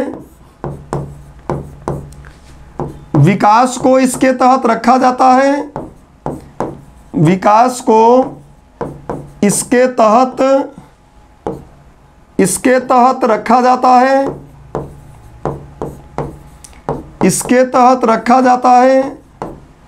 और इसके पश्चात, इसके बाद जो कुछ भी आएगा उसको हम क्या बोलेंगे, आधुनिक भौतिकी। तो पहले परिभाषा दोनों का लिख लेते हैं, फिर नीचे लिखेंगे। आधुनिक भौतिकी में लिखेंगे 19वीं सदी के बाद, 19वीं सदी के पश्चात, थोड़ा शब्दों का हेर फेर कर देता हूं कि दोनों तरफ से आप लिख पाओगे। 19वीं सदी के पश्चात भौतिकी के क्षेत्र में प्रतिपादित मतलब होता है बनाना, निर्माण करना। प्रतिपादित भौतिकी के क्षेत्र में प्रतिपादित सिद्धांतों, नियमों, ये सब क्या होते हैं बताऊंगा आगे। सिद्धांतों, नियमों इत्यादि के समूह को आधुनिक भौतिकी कहते हैं। ऐसा ही परिभाषा इधर वाला भी बना के लिख सकते हैं। नियमों इत्यादि को समूह को आधुनिक भौतिकी कहते हैं, आधुनिक भौतिकी कहते हैं, आधुनिक भौतिकी कहते हैं। अब ये बात हमको, और 19वीं सदी ये सब समझ में आ ही गया है। मतलब ये 1900 से शुरू हुआ और अब तक जो कुछ भी है वो सब क्या है, आधुनिक भौतिकी है। 1800 कुल मिला के सभ्यता के निर्माण से, जब से विज्ञान शुरू हुआ होगा बनना, तब से लेकर 1899 तक का चीज़ें क्या हैं, चीज सम्मत या परंपरागत भौतिकी हैं। ये बात अगर आपको समझ में आ गई तो ये बात लिख ही लिए होंगे, इतना धीरे तो चल रहा हूँ मैं। अब ये बात अगर आप लिख लिए हैं, थोड़ा इसको आगे 5 मिनट का और विस्तार दे देते हैं कि जो आधुनिक भौतिकी, जो परंपरागत भौतिकी है, उसके तहत क्या क्या आता है, क्या क्या हम पढ़ते हैं। क्या भरोसा कभी ऐसे क्वेश्चन प्रीलिम्स में भी उठा दे, परंपरागत भौतिकी, क्योंकि प्रीलिम्स में बोला है विज्ञान के मौलिक सिद्धांत, और लोग क्या कर रहे हैं, फिजिक्स के, केमिस्ट्री के, बायो के किताब निकाल रहे हैं, जहाँ जहाँ लास्ट में सिद्धांत लिखा है हेडिंग में उसको लिख दे रहे हैं। अरे वो थोड़ी नहीं सिद्धांत है यार, इसलिए सिद्धांत मैं आपको यहाँ बताऊंगा सिद्धांत का मतलब होता क्या है। अब आर्किमिडीज का सिद्धांत है, उसको कॉपी में नोट में डाल दिए, और कोई सिद्धांत है ऊर्जा संरक्षण का सिद्धांत, वो पढ़ लिए। मतलब ये बोला है वो विज्ञान के मौलिक सिद्धांत ये होते हैं, और ये बातें हम पढ़े जा रहे हैं। तो परंपरागत भौतिक विज्ञान जो है इसमें क्या क्या पढ़ते हैं, तो इसके तहत आप पढ़ते हैं प्रकाशिकी, जो हमारे प्रकाश के बारे में जहाँ अध्ययन किया जाता है, इंग्लिश में ऑप्टिक्स बोलते हैं। आपको पता है कि प्रकाशिकी भी दो प्रकार की होती है, प्रकाश का अध्ययन करते हैं तो एक किरण प्रकाशिकी होती है और एक होती है तरंग प्रकाशिकी। जब मैं पढ़ाऊंगा तो बताऊंगा। इसको बोलते हैं रे ऑप्टिक्स, और इसको बोलते हैं क्या, वेव ऑप्टिक्स। खैर इतना भी अभी नहीं करना है। प्रकाशिकी, यांत्रिकी, और आपको लग रहा होगा सर ये यांत्रिकी मांत्रिकी हमको समझ में नहीं आ रहा है, तो हम यांत्रिकी पढ़ेंगे, हमें पढ़ना ही है। गति बल वगैरह जो पढ़ते हैं इसी में पढ़ते हैं। विज्ञान, भौतिक विज्ञान की वह उपशाखा जिसमें गति बल एवं इनके बीच के संबंधों का अध्ययन, वो क्या कहलाएगा, यांत्रिकी। खैर मैं आपको सिंपल बता देता हूं कि इसमें ऊर्जा पढ़ोगे, इसमें ऊष्मा पढ़ोगे, इसमें और भी जो कुछ आप जानते हो, गुरुत्वाकर्षण पढ़ोगे, जो गुरुत्वाकर्षण का खोज काफ़ी पहले हुआ था, आपको पता है। तो ये सारी चीज़ें आ गई, इत्यादि लगा दो, इत्यादि। इन बातों को हम पढ़ते हैं कहाँ, परंपरागत भौतिकी में। आधुनिक भौतिकी में क्या पढ़ते हैं, आइडिया तो रहे कि आधुनिक भौतिकी है क्या। आधुनिक भौतिकी में हम क्या पढ़ते हैं, तो आधुनिक भौतिकी ने चमत्कार करके रखा है आज के समय में। आधुनिक भौतिकी में हम क्या पढ़ते हैं, तो इलेक्ट्रॉनिकी। आपके सिलेबस में स्पष्ट प्रीलिम्स में लिखा हुआ है इलेक्ट्रॉनिकी, और मेंस में भी है, लेकिन बोलेंगे मेंस में नहीं है, दिखा दो आप मुझे। कुछ लोग गर्म होकर बोल देते हैं मेंस में कहाँ है सर, दिखाइए जरा एक बार। अरे भैया सूचना और संचार प्रौद्योगिकी पढ़ोगे, सूचना और संचार प्रौद्योगिकी में इलेक्ट्रॉनिकी नहीं आएगा।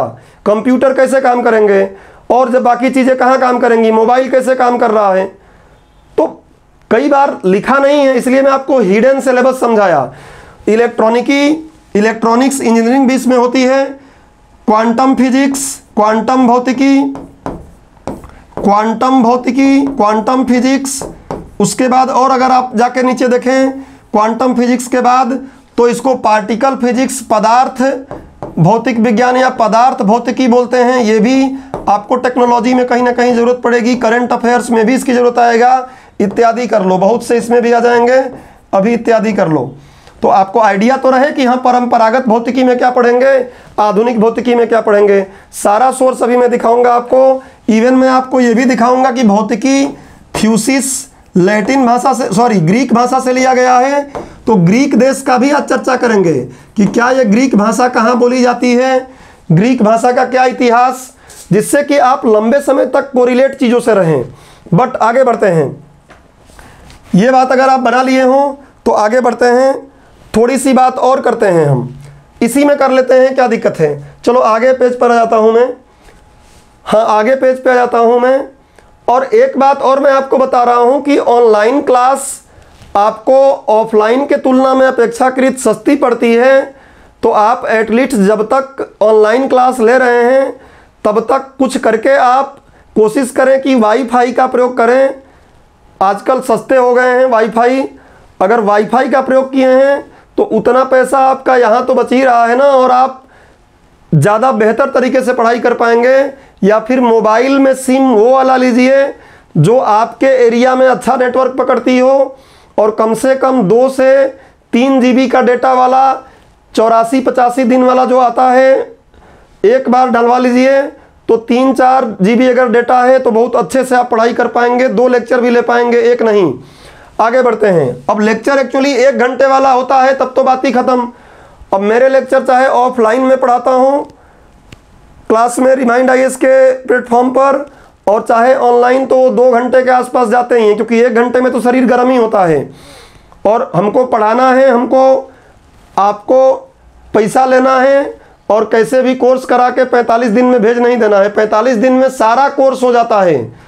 आप सुने होंगे 45 दिन में पूरा कोर्स MPPSC का, और यहाँ मैं आपको नियरली 100 डेज का पेपर 3 चला रहा हूँ। और बस फर्क ये है कि वहाँ 6 घंटे पढ़ाते हैं सारे सब्जेक्ट में, तो मैं एक सब्जेक्ट यहाँ 2 घंटे पढ़ा रहा हूँ। संडे को भी बहुत रेयर केस में छुट्टी आपको मिलेगा। इवन त्यौहार भी जो आएंगे उसमें रेयर केस में 1 दिन की छुट्टी मिलेगा, छुट्टी भी नहीं मिलेगा। आगे बढ़ते हैं। मतलब वो आप लोगों पे डिपेंड करेगा जैसा आप लोग चाहेंगे। आगे बढ़ते हैं, थोड़ा इसके नीचे और लिखेंगे। ये MPPSC का अगर आप पेपर दिए हो 2014 का, तो उसमें ऑब्जेक्टिव टाइप में क्वेश्चन आया था। तो थोड़ा सा उसी के नीचे, मैं बार बार पेज बदल रहा हूँ बड़ा लिखने के चक्कर में, आपका तो पेज होता ही होगा। जो परंपरागत फिजिक्स होता है, परंपरागत भौतिकी होती है, उस परंपरागत भौतिकी और ये आधुनिक भौतिकी, इनके जनक भी हैं। और जनक अपने आप में क्या है, एक संस्कृत शब्द है। इसके जनक मतलब जो बहुत ज़्यादा इसके क्षेत्र में अच्छा काम किया, उसको बोल दिया गया कि भैया तुम पिता हो इसके, तुम इसके फादर हो, तुम उसके पिता हो, फादर हो। मदर का पता नहीं है, बिना मदर का ये जन्म ले लिए। मदर का खोज जारी है, जिस दिन पता चलेगा मैं आपको बताऊंगा, या आप लोगों को भी पता चल जाएगा मदर जब पता चलेगी। तो अभी तो फादर ही हैं इसके। तो परंपरागत भौतिकी के फादर माना जाता है सर आइजैक न्यूटन को, सर आइजैक न्यूटन को। और आधुनिक भौतिकी, मॉडर्न फिजिक्स का जनक, जनक एक संस्कृत शब्द है, जनक एक संस्कृत शब्द है जिसका मतलब होता है पिता। और आपको पता है कि जनक की पुत्री, हिंदुइज्म अगर पढ़े हैं जानते हैं, तो जनक की पुत्री का नाम था सीता। सीता का मतलब क्या होता है, हल का फाल, हल का अग्र किनारा। जो हल होता है उसके अग्र किनारे को हम क्या बोलते हैं, हल। क्योंकि उस हल के अग्र किनारे से ही जुताई के समय पे वो घड़ा निकला था जिससे इनका उत्पत्ति हुआ था, इसलिए उनका नाम सीता रखा गया था। खैर ये अलग बातें हैं। आधुनिक भौतिकी के जनक बोला गया है किसको, अल्बर्ट आइंस्टीन को, अल्बर्ट आइंस्टीन। और इसलिए NCERT कल जो मैं दिखा रहा था कि आइंस्टीन के बारे में बताई है, इसीलिए बताई है।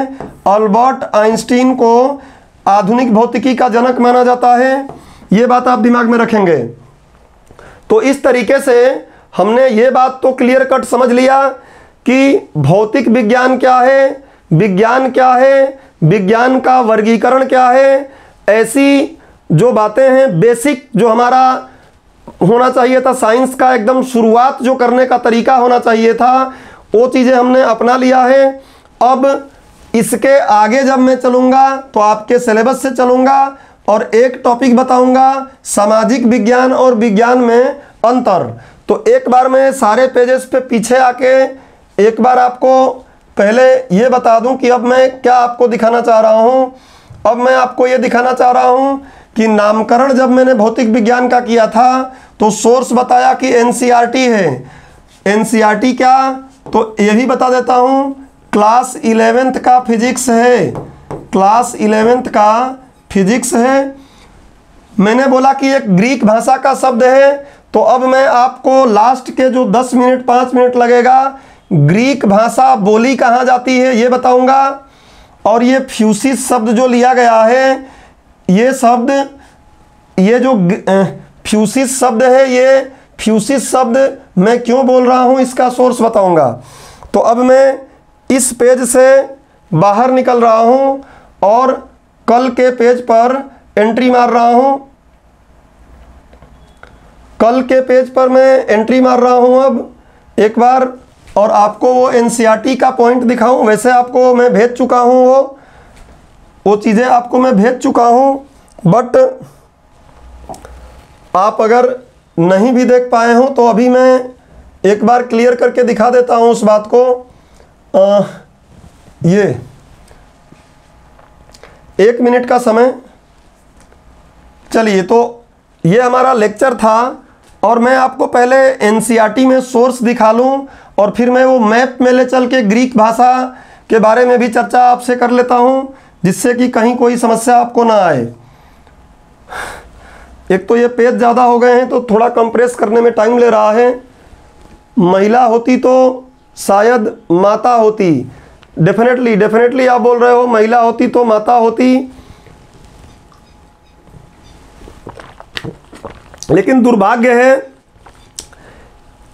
अधिकांश पुरुष ही हैं, इसीलिए ऐसा है। एकदम सही बोल रहे हैं। नोबल प्राइज़ मैंने पढ़ाया हुआ है, फ्री में यूट्यूब पर है, आप जाके देखोगे। उसका थोड़ा स्टैटिक पोर्शन और मुझे बताना है, किसी दिन और करेंगे। नोबल प्राइज़ महिलाओं को बहुत कम ही मिला है, बहुत कम को मिला है। और उसका कारण क्या है कि पूरा विश्व ही पुरुष प्रधान है यार। फालतू काम बोलते हैं कि भारत पुरुष प्रधान है। देखो ये अंग्रेजी ये जो विज्ञान वाला तो कल बता दिया था, साइंटिया से।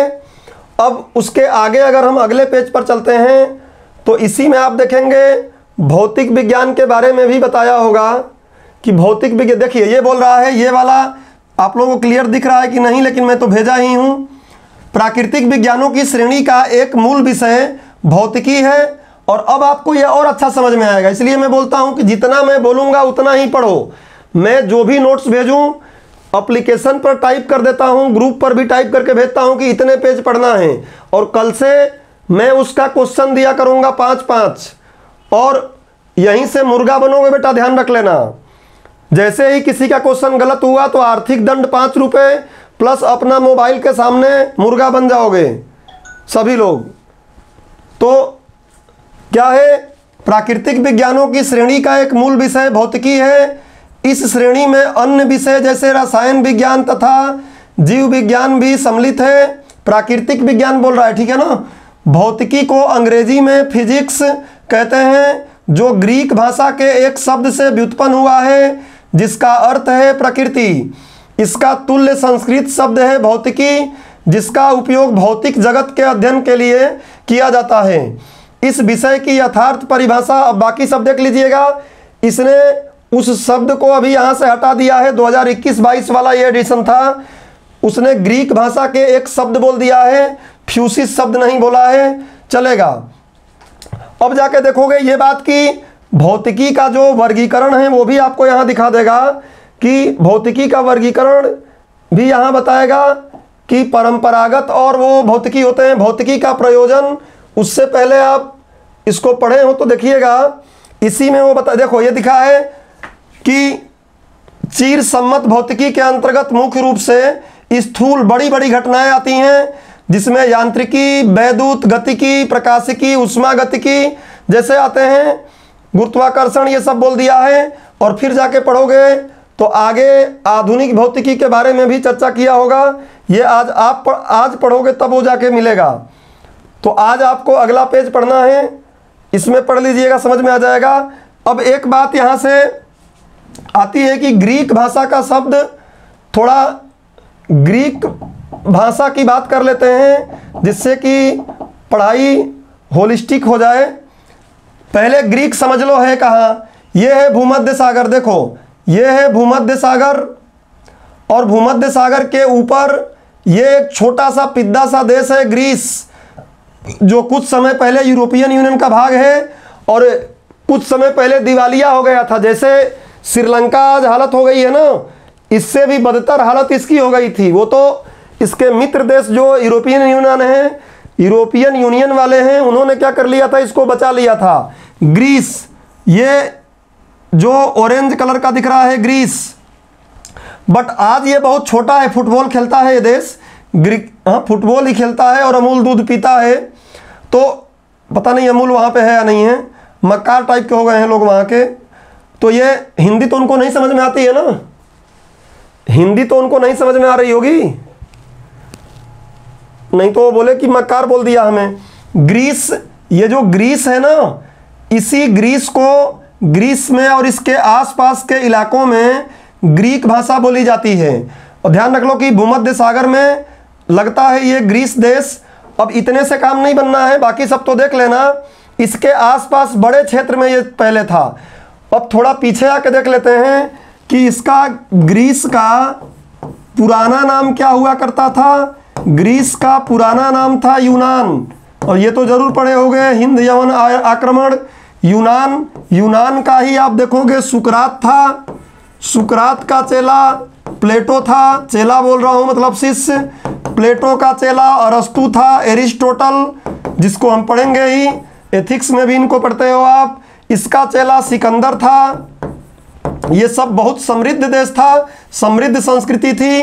पहले बड़ा था, अब मक्कार हो गया है। इंडिया भी पहले काफ़ी समृद्ध था, अब मक्कार यहाँ के लोग हो गए हैं।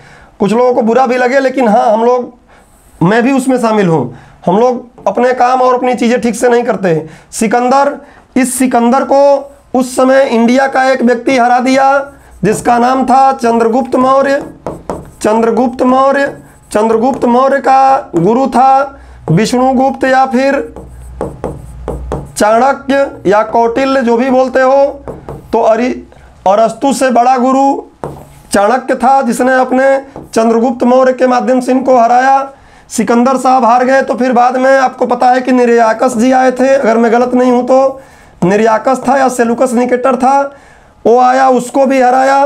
तो फिर इसकी बेटी से इसने विवाह कर लिया था और हाथी घोड़े दान मान हुए थे। वो सब कहानी इतिहास की आप जोड़ लीजिएगा, मैं इसलिए बताया कि आपको ये बात क्लियर हो जाए। 304 BC, एकदम सही बात, आप लोग आंसर देते हैं, अच्छा लगता है मुझे। सेलुकस था ना, ठीक है। निर्याकस तो समुद्री वाला था, निर्याकस था, देख लीजिएगा आप लोग। नहीं, सेलुकस था, सेलुकस निकेटर। इस सेलुकस निकेटर लौट के आया सिकंदर के मरने के बाद। काश उस समय एंटीबायोटिक होती तो सिकंदर मरा नहीं होता, बट क्या करे, एंटीबायोटिक नहीं थी, मर गया। सेलुकस निकेटर लौट के आया, फिर चंद्रगुप्त मौर्य हराया। इसकी बेटी थी हेलेना, उससे शादी किया। अब वो सब प्राचीन इतिहास की बातें हैं यार, मैं वैसे ही अभी उस पर बात नहीं कर रहा हूँ, टॉपिक पे आते हैं। तो इतनी बात आपको समझ में आ गई कि ग्रीस क्या है। और ग्रीस पहले बड़ा था यूनान, और बड़े लेवल पर यह भाषा बोली जाती थी, है लेकिन यूरोप की भाषा, ये बात आप दिमाग में रखेंगे। तो आज की क्लास में बेसिक तौर पर जितनी भी बातें हमने किया वो आपको समझ में आ गया होगा। अगर कुछ बातें और लग रही होंगी कि बतानी हैं, छूटी हैं, तो कल की क्लास में हम देखेंगे, क्योंकि अभी एप्लीकेशन पर 2 घंटे 32 मिनट की क्लास हो गई है। और अब से कुछ भी नया करेंगे, वैसे तो छोटी मोटी बातें और भी कर सकते हैं, लेकिन करेंगे। आज की ये क्लास YouTube पर क्रमवार तरीके से लास्ट क्लास रहेगी, और उसके बाद बीच बीच में इक्का दुक्का लेक्चर कभी YouTube पे, जैसा कि मैं पहले भी बैच से डालता रहा हूँ, डालता रहूँगा। बाकी सारी चीज़ें अगर किसी को इसमें जुड़ना है तो आप जब भी जुड़ेंगे तो बाकी सारे लेक्चर भी आपको रिकॉर्डेड मिल जाएंगे। बस ये लाइव जैसे अभी चल रही है, इसकी बात अलग होती है और ये महत्वपूर्ण होता है। चलिए, तो आज की क्लास से अगर किसी को कोई कुछ भी दिक्कत हो तो टाइप करिए। आज का क्या पढ़ना है, क्या वो सारा होमवर्क आपको भेजा जाएगा, उतना आपको पढ़ के आना है।